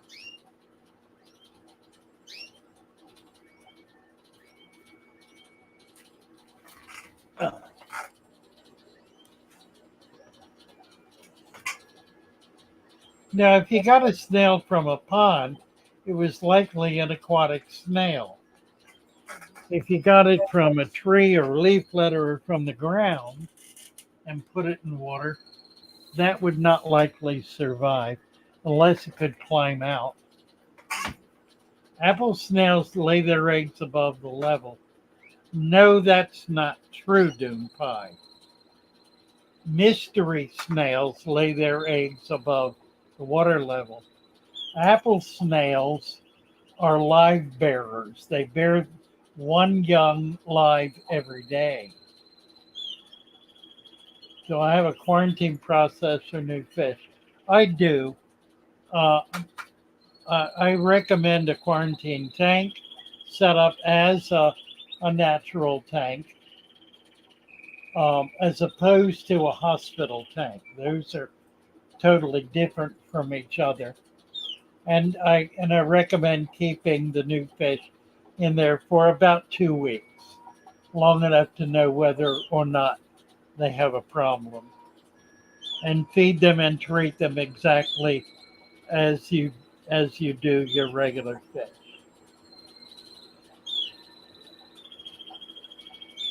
All right, enough of this. We're putting blood in for anti-aging now. Blood baths, a bloodbath. New meaning for the term bloodbath, I guess. Right? Maybe that's where it originated from, that term, because that, wow. Deacon and Deacon's on about. We're going to have to put the kibosh on this.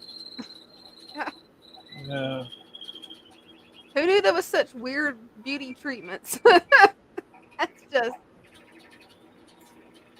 Hey, Deacon's got a question for you, Father Fish. Why are sure. Nearite snails so easy to accidentally kill? What kind? Nearite? Well, that's curious because that's not been my experience. Same here. Now, the Nearite is a brackish water snail, so it normally is found in brackish water. But I have not noticed that putting it in fresh water particularly affects it negatively. Its eggs will not hatch in fresh water, but I've not noticed that it's been negatively affected. Now, it may be that if the water is too soft or too acidic, that could have an effect, and that would make sense. Um, I've always kept them in hard alkaline water and never had a problem. In fact, I've got some now that I'm selling. See, I've And never had a I'm problem with Nearites either, but my keeping them in water's hard really. alkaline water. Yeah, soft acid water probably. Morningstar hears birds. Yeah, I have canaries here, and they're sounding off. Late night greetings from Belgium. Hello, M. Myers. LB talks about creating a rock pile in a tank if you're going to keep shrimp and fish together to give the babies a place to hide. Yeah, that's absolutely right. It's also a really excellent thing to do if you have loaches, like coolie loaches, because they'll get into that rock pile and spawn, and nothing will be able to get their babies. It's a matter of having a secure place that predators cannot get into. So rock piles are particularly unique idea for maintaining populations of animals, and shrimp would take advantage of that because they're crawling on surfaces, eating eating bacteria and algae and other scum that grows on them. So it would be a natural environment for them as well. What kind of sand do I use? I use any sand at all. Clay sand dissolves. It's not dissolving. The clay sand you're getting has clay in it. It's not dissolving. It's simply it's got too much clay in it. The better quality sand is either beach sand, or if you can't get that, dune sand or desert sand or pool filter sand, uh, or the it's not sand at all, but the crushed slag that is sold at Tractor Supply as blasting sand. You want to get the coarse, although I've used the powder and it's perfectly effective. Foxmaster, where'd it go? I have Barbados Everetti, at least 12 years old. Seems to be the only one with this fish. Anyone know though? Let me look it up. I'm not familiar with the name.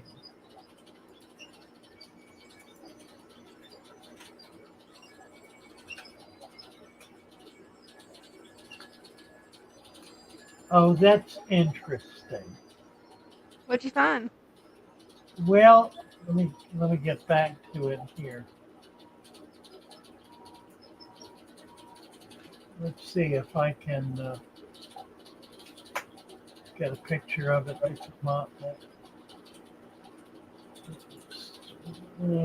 Clown barb. Here we go. Let's see if I can pull that up. Dooby-doo.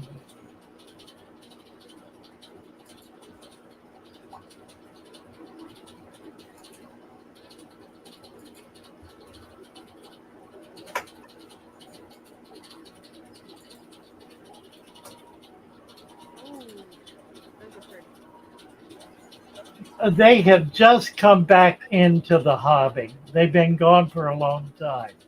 It's I've never seen the them. one on the top row. I picked up a bunch of them. Can't remember what they call them, keyhole or something. Can't remember what. Funny name, tiger maybe, tiger barb. Yeah, they're really a very pretty fish. I had some in here. They did not do well. They didn't last real long, and I don't know why. This is kind of a rarefied tank anymore. But they're rather pretty. They're distinctive. I like them. Neat looking fish. Yeah, those markings. I love the markings. There it is. They do remind me of a tiger pattern. That I think that's the reason I love them, because I love tigers. Right.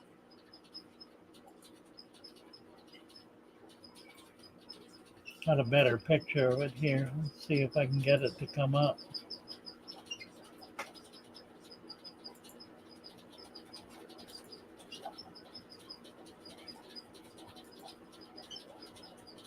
I wonder why they got where they were rare in the hobby.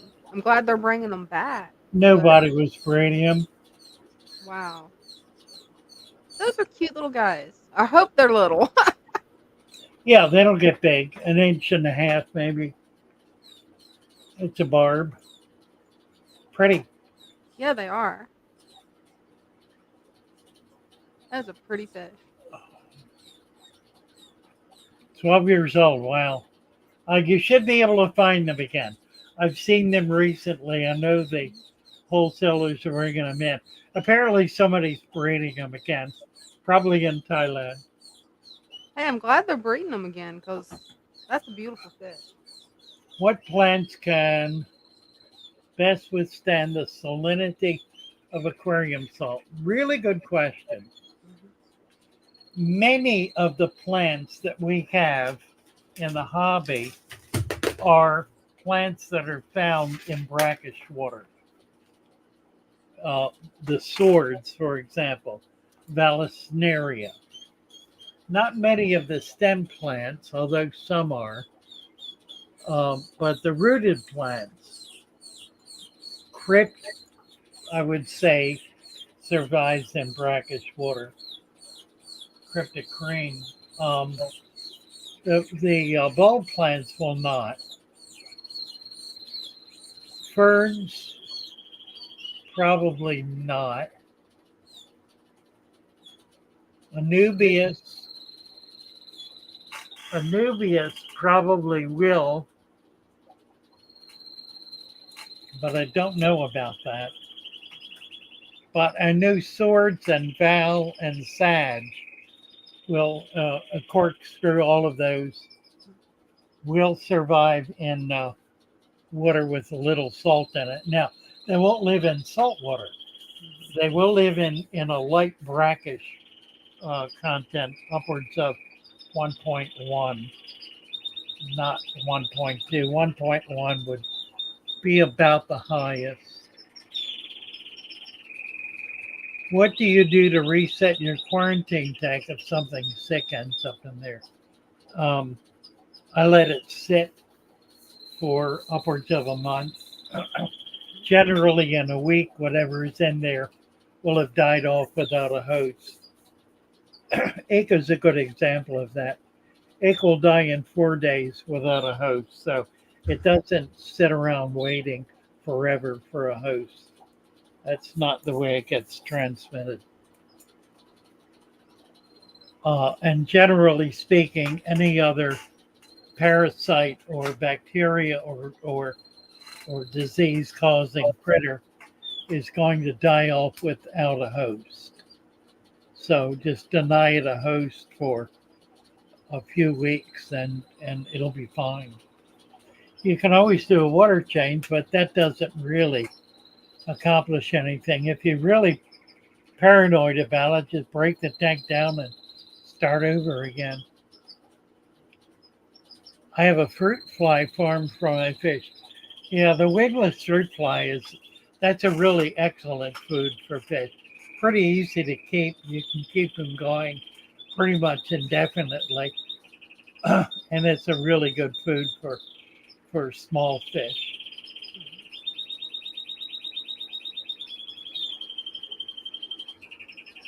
Doom Pie said he saw videos about an invasive apple snail laying eggs above the water level. Yeah, I know this comes up routinely.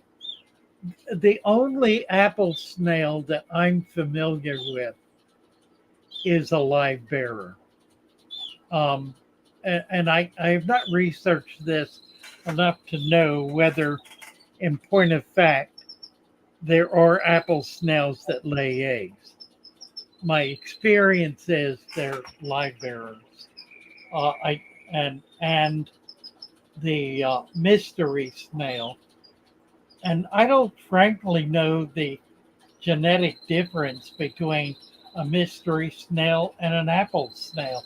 They're both generic terms. They're popular terms. They're not scientific terms. And it may very well be that they are in the same family. They're certainly in the same family. They may be in the same species. There's got to be distinctions, species distinctions, because some lay eggs and some don't. But it'd be worth researching to find out what the reality of this matter is. I've heard the same thing, Doom Pie, and I'm not at all disagreeing with you. Don't have room for a quarantine tank. Surely you do. A good place for a quarantine tank is the top of the tank on the toilet bowl. There's a place I bet you don't have a tank. Or the kitchen table. I've already petitioned for that one. He said no. Or the kitchen counter. I've asked. That was my idea. Was the kitchen counter, and he's like, "No, you don't need one on the kitchen counter." A lot of people keep tanks on kitchen counters. That was my thought. A lot of Just a people little do. 5 gallon. Well, when I was growing up, we all had every kid in the family had turtles because we'd catch little turtles and keep them in little containers, and they always lived on the kitchen counter. And the reason was very simple: it was easy to clean, and they needed to be cleaned every day. So you just take it over to the sink, turn on the faucet, rinse them off, rinse out the container, refill it, and put them back on the, and keep them clean that way. Yeah, so that makes it really easy. Yeah, right. David needs a wrench.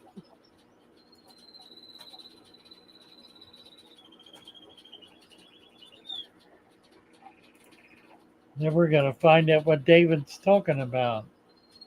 I'm in the same situation, got to risk adding fish in my tank only because no other fish are in there. Oh, well, if it's okay, if it's been sitting vacant for a couple of weeks, it's not going to be a problem. Are eggshells better for fresh water? Eggshells provide calcium, which fish, snails, plants, everything needs calcium.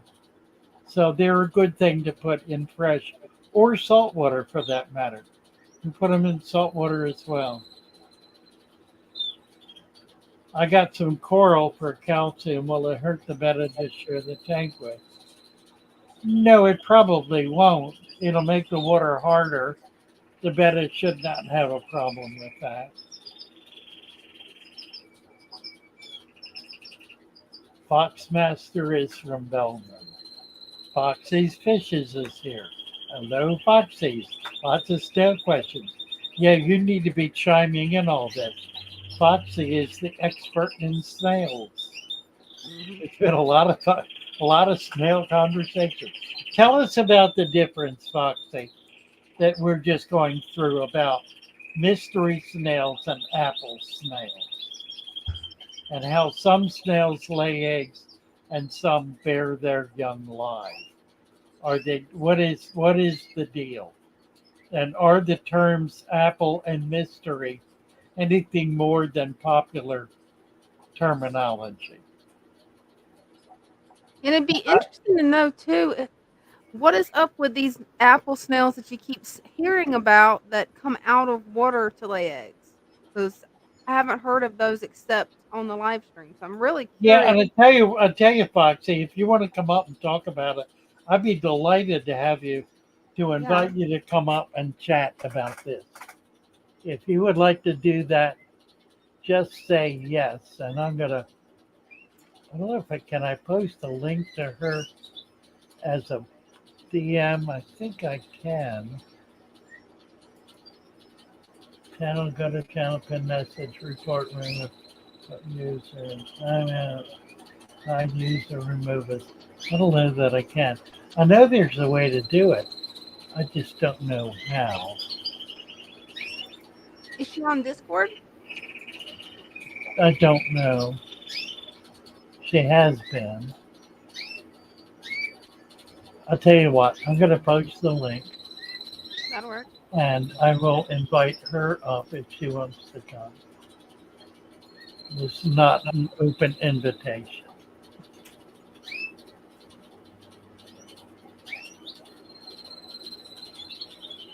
So, Foxy, if you would like to come up and discuss this, we would be delighted to have you do so. Yeah, I would love to learn about more about it. Well, she says mystery snails are related to apple snails, but stay golf ball size and are not illegal. Apple snails get baseball size, eat all plants, and are illegal in the pet trade. True enough, I have wound up with them occasionally because they're found all over Florida.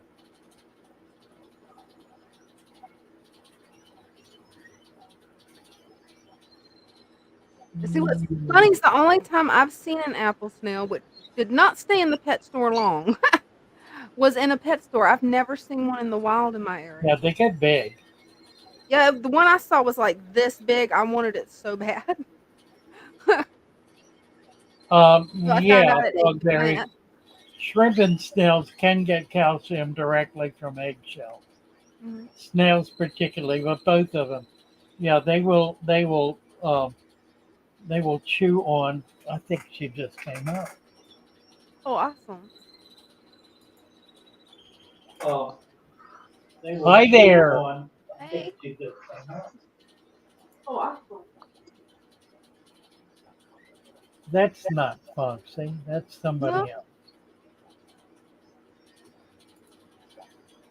That was an invitation to Foxy. That was Mhm. not an open invitation. I've got the grandbaby. I can't come up tonight, but we can plan a talk. That Mhm. would be great fun. Yeah, If well, you're available Wednesday night, that'd be a perfect time. We do show and tell, and it's kind of evolved into a situation where we're spending a lot more time with people and really digging into their hobby and their skill set and so forth. So that would be ideal. So we'll look for do plan to join us on a Wednesday evening. That would be great fun. Snake Plissken question: a premium game fish food. Can I use the bigger pellets as fert for my plants? Well, that's interesting. Yeah, you certainly can. I would never do it because it could create a foul condition in the substrate. So be uh, be somewhat circumspect about it. But it's an interesting idea. Foxy says we can do Wednesday. That'd be wonderful.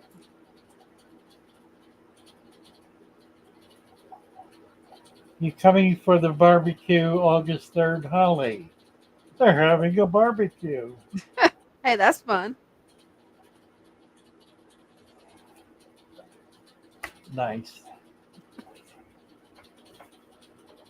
Zepkill says my Texas natives tank is ready to show off.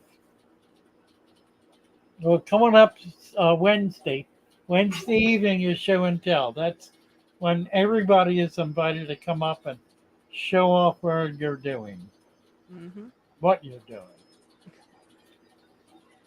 Foxmaster says if you were a fish, which one would you be? Yeah, I never thought of that. I haven't either. Never thought of that. That's a really, really good question. I really like that.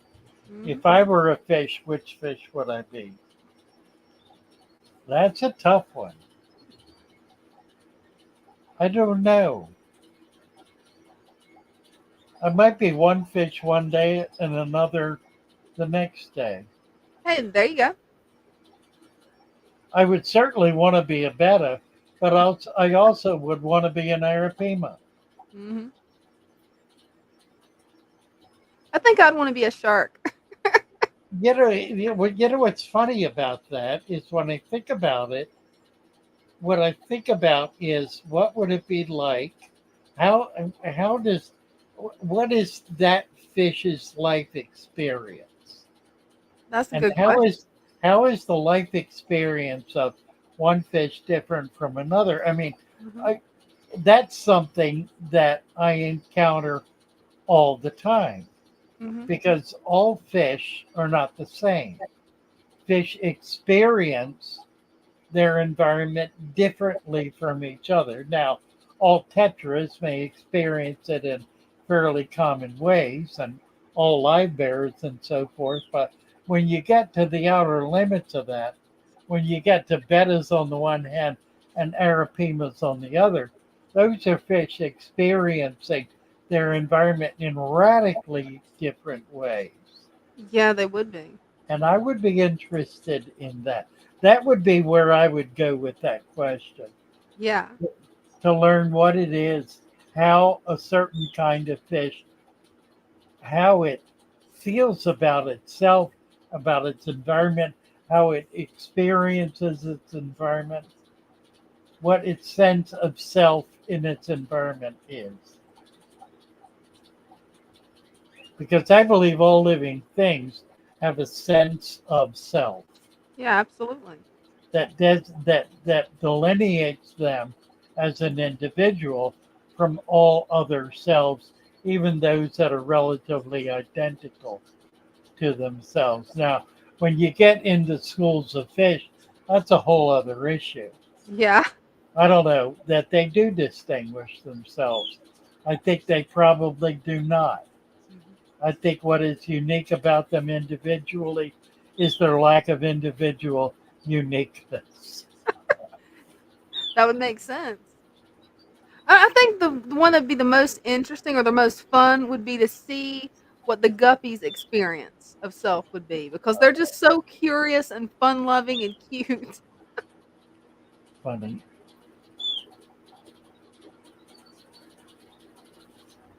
Snake Plissken says fish are very intelligent. All living animals are very intelligent. I don't eat animals.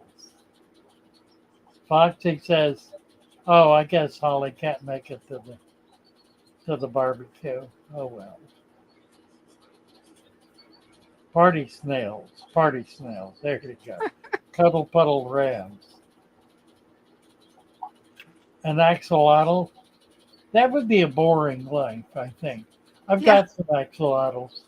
In fact, I got them from Foxy, and they're doing quite well. We now have them in a new tank. They're in a 30 bow front that's planted, scaped. I think it has a very small light on the top. It's an air conditioned unit, so that temperature is max mid 70s to low 70s. They get fed every day, which they love. They weren't getting fed every day before. And now the female is beginning to egg up a little, I hope. So I'm hoping that they're going to be laying eggs for long. That'll be nice. Yes. And Foxy does have axolotls. The ones I got from her are magnificent. We'll have to show them sometime soon. I Yeah, I'd got love. them. They brought them um, to the show in Philadelphia last year.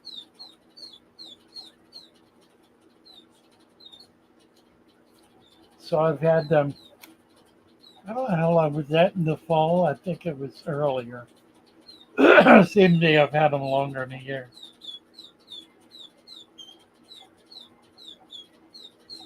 Yeah, I don't have babies yet. Oh, well, I do have babies, actually. I do have babies, not from them. I got, because you sent me eggs, and I've got some babies from them. They were in deep vats with a lot of natural food in there. So I haven't seen any for a while. We're going through those vats now, though, breaking them down and setting them up in clear vats so we can see things. What's illegal in California? I think. Keystone Pipe. Axolotls? Yeah, I think so. That is bloody insane. It is. Bloody insane. That is the height of tyrannical government. There is no justification for that on any level, in any way whatsoever. It is inconceivable that an axolotl could be a threat to any local environment. Inconceivable. Mhm. Everybody I know who's living in California should move Right. for the sake of their well being. It is a vile and evil place to live.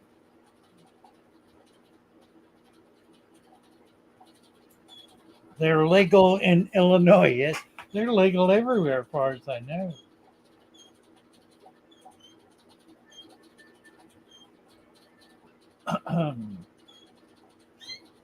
Threatens the native salamander. Nonsense. They do not threaten any native salamander because they'll breed. Hell, what won't breed? I guarantee you this. I guarantee they would not survive.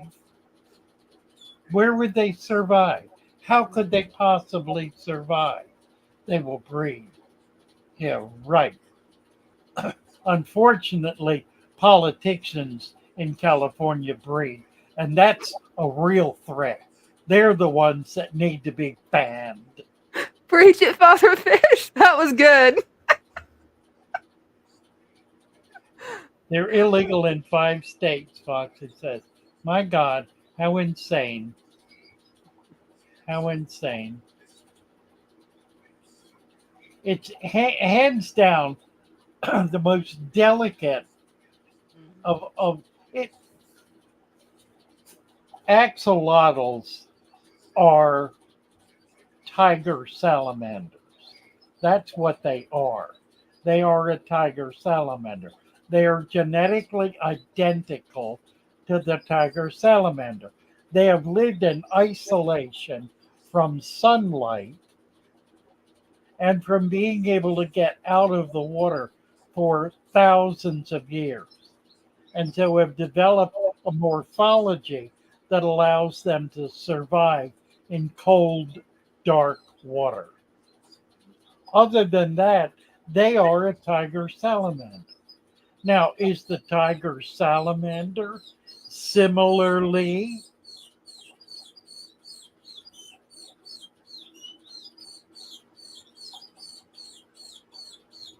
banned in these 5 states? I wonder about that. Mm-hmm. I would not doubt that they are not. In fact, may even be native to those states.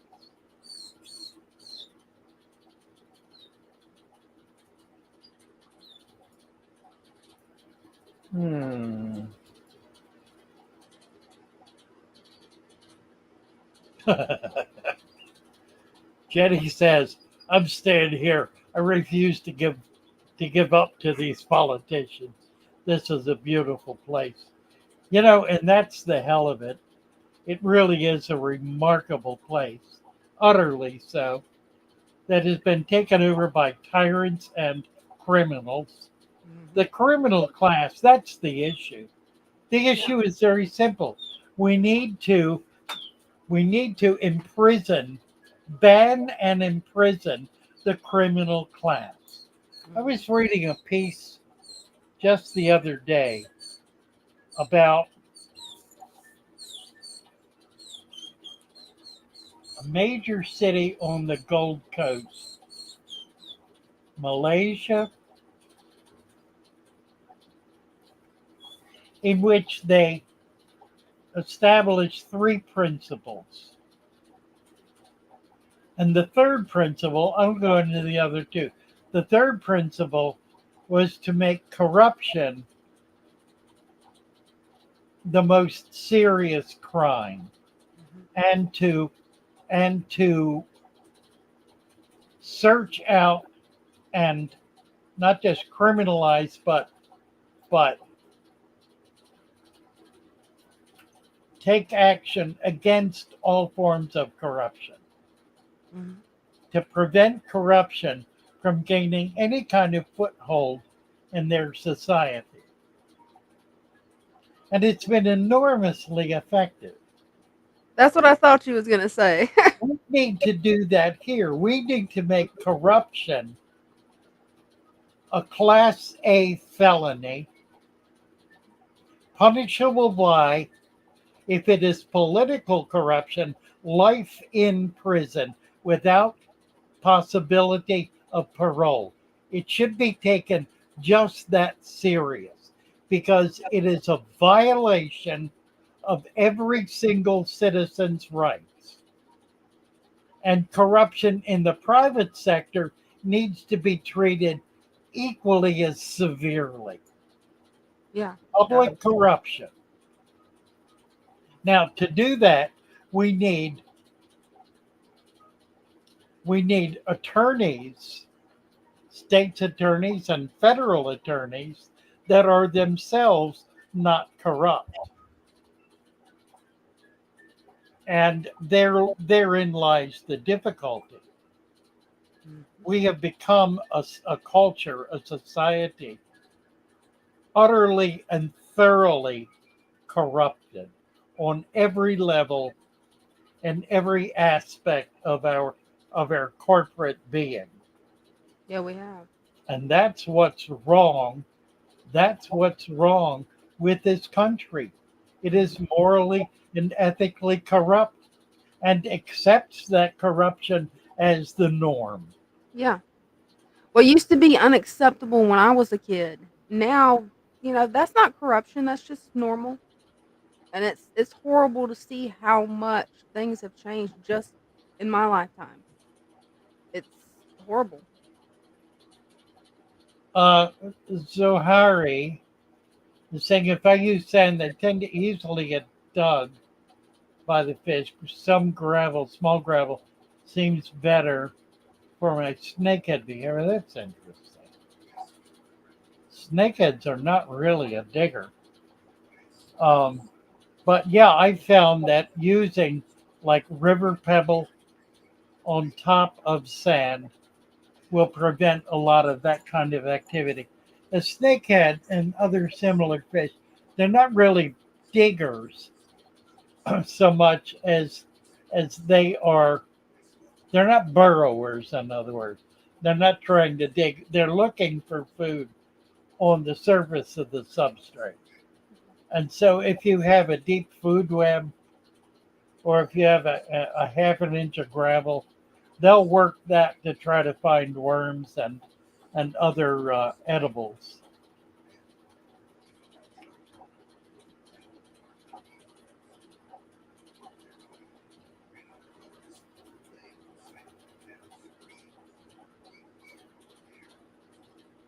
Politicians from the beginning been corrupt.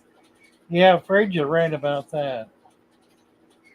Trying to ban fishing in the Netherlands, a fishing country. The level of insanity. Banning farming in Idaho.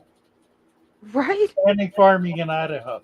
I mean, that is an act of tyrannical insanity that exceeds the ability of any thinking human being to come to grips with it. Yeah, it does. It is so fundamentally malicious, just flat out malicious, that it has no place in civil society. I mean, if there's a problem with the aquifer, with fertilizers, with whatever, find ways to naturally farm. It's Mhm. a lot not like the technology does not exist. It Yeah. certainly does, and it is commonly available. Mhm. You don't shut the farms down because there are there are problems with the environment. You fix the Right? fix the bloody environment. Yeah. Fix the practices. And what are they gonna think's gonna happen if they did shut the farms down? That's just gonna cause famine.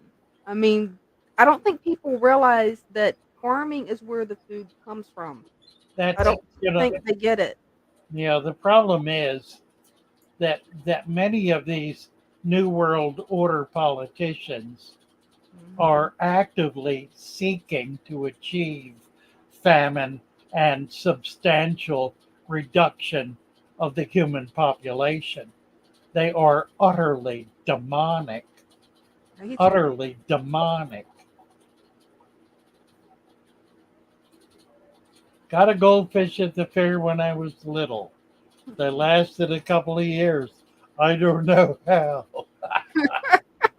I know. We can't do it today, can we? Funny stuff that makes you wonder about all these fancy new technologies we have and how come they're not working. Right? How come that is?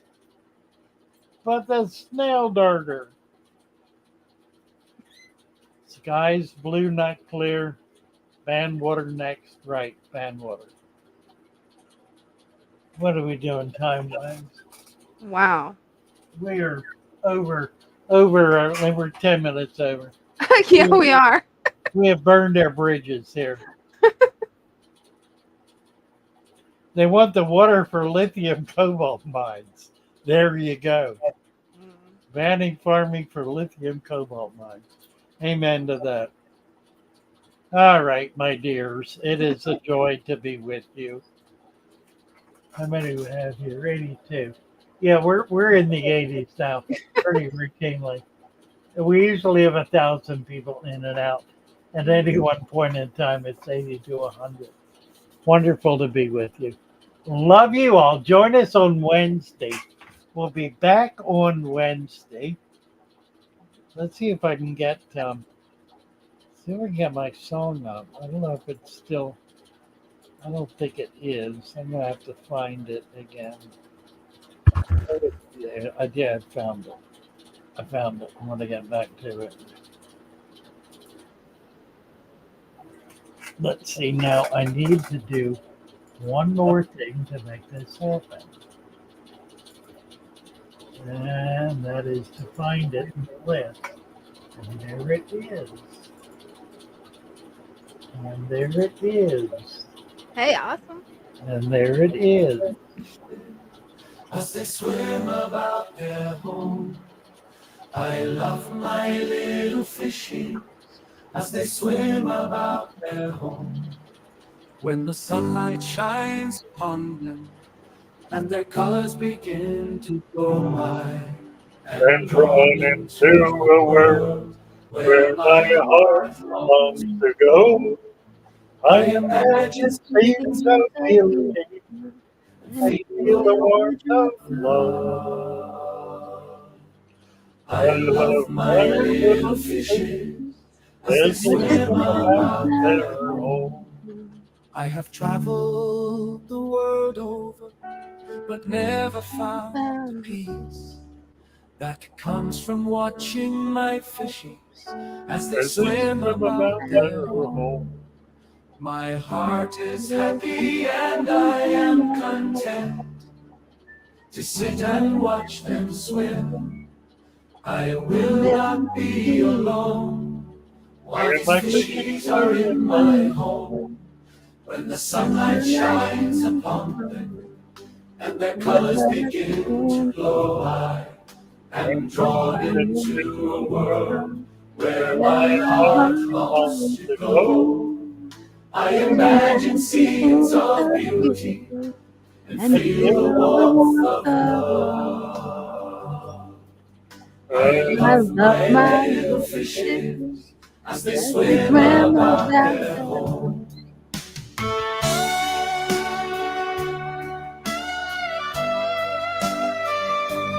That's all. Love you all. Love you guys. Bye for now. Bye. Good night.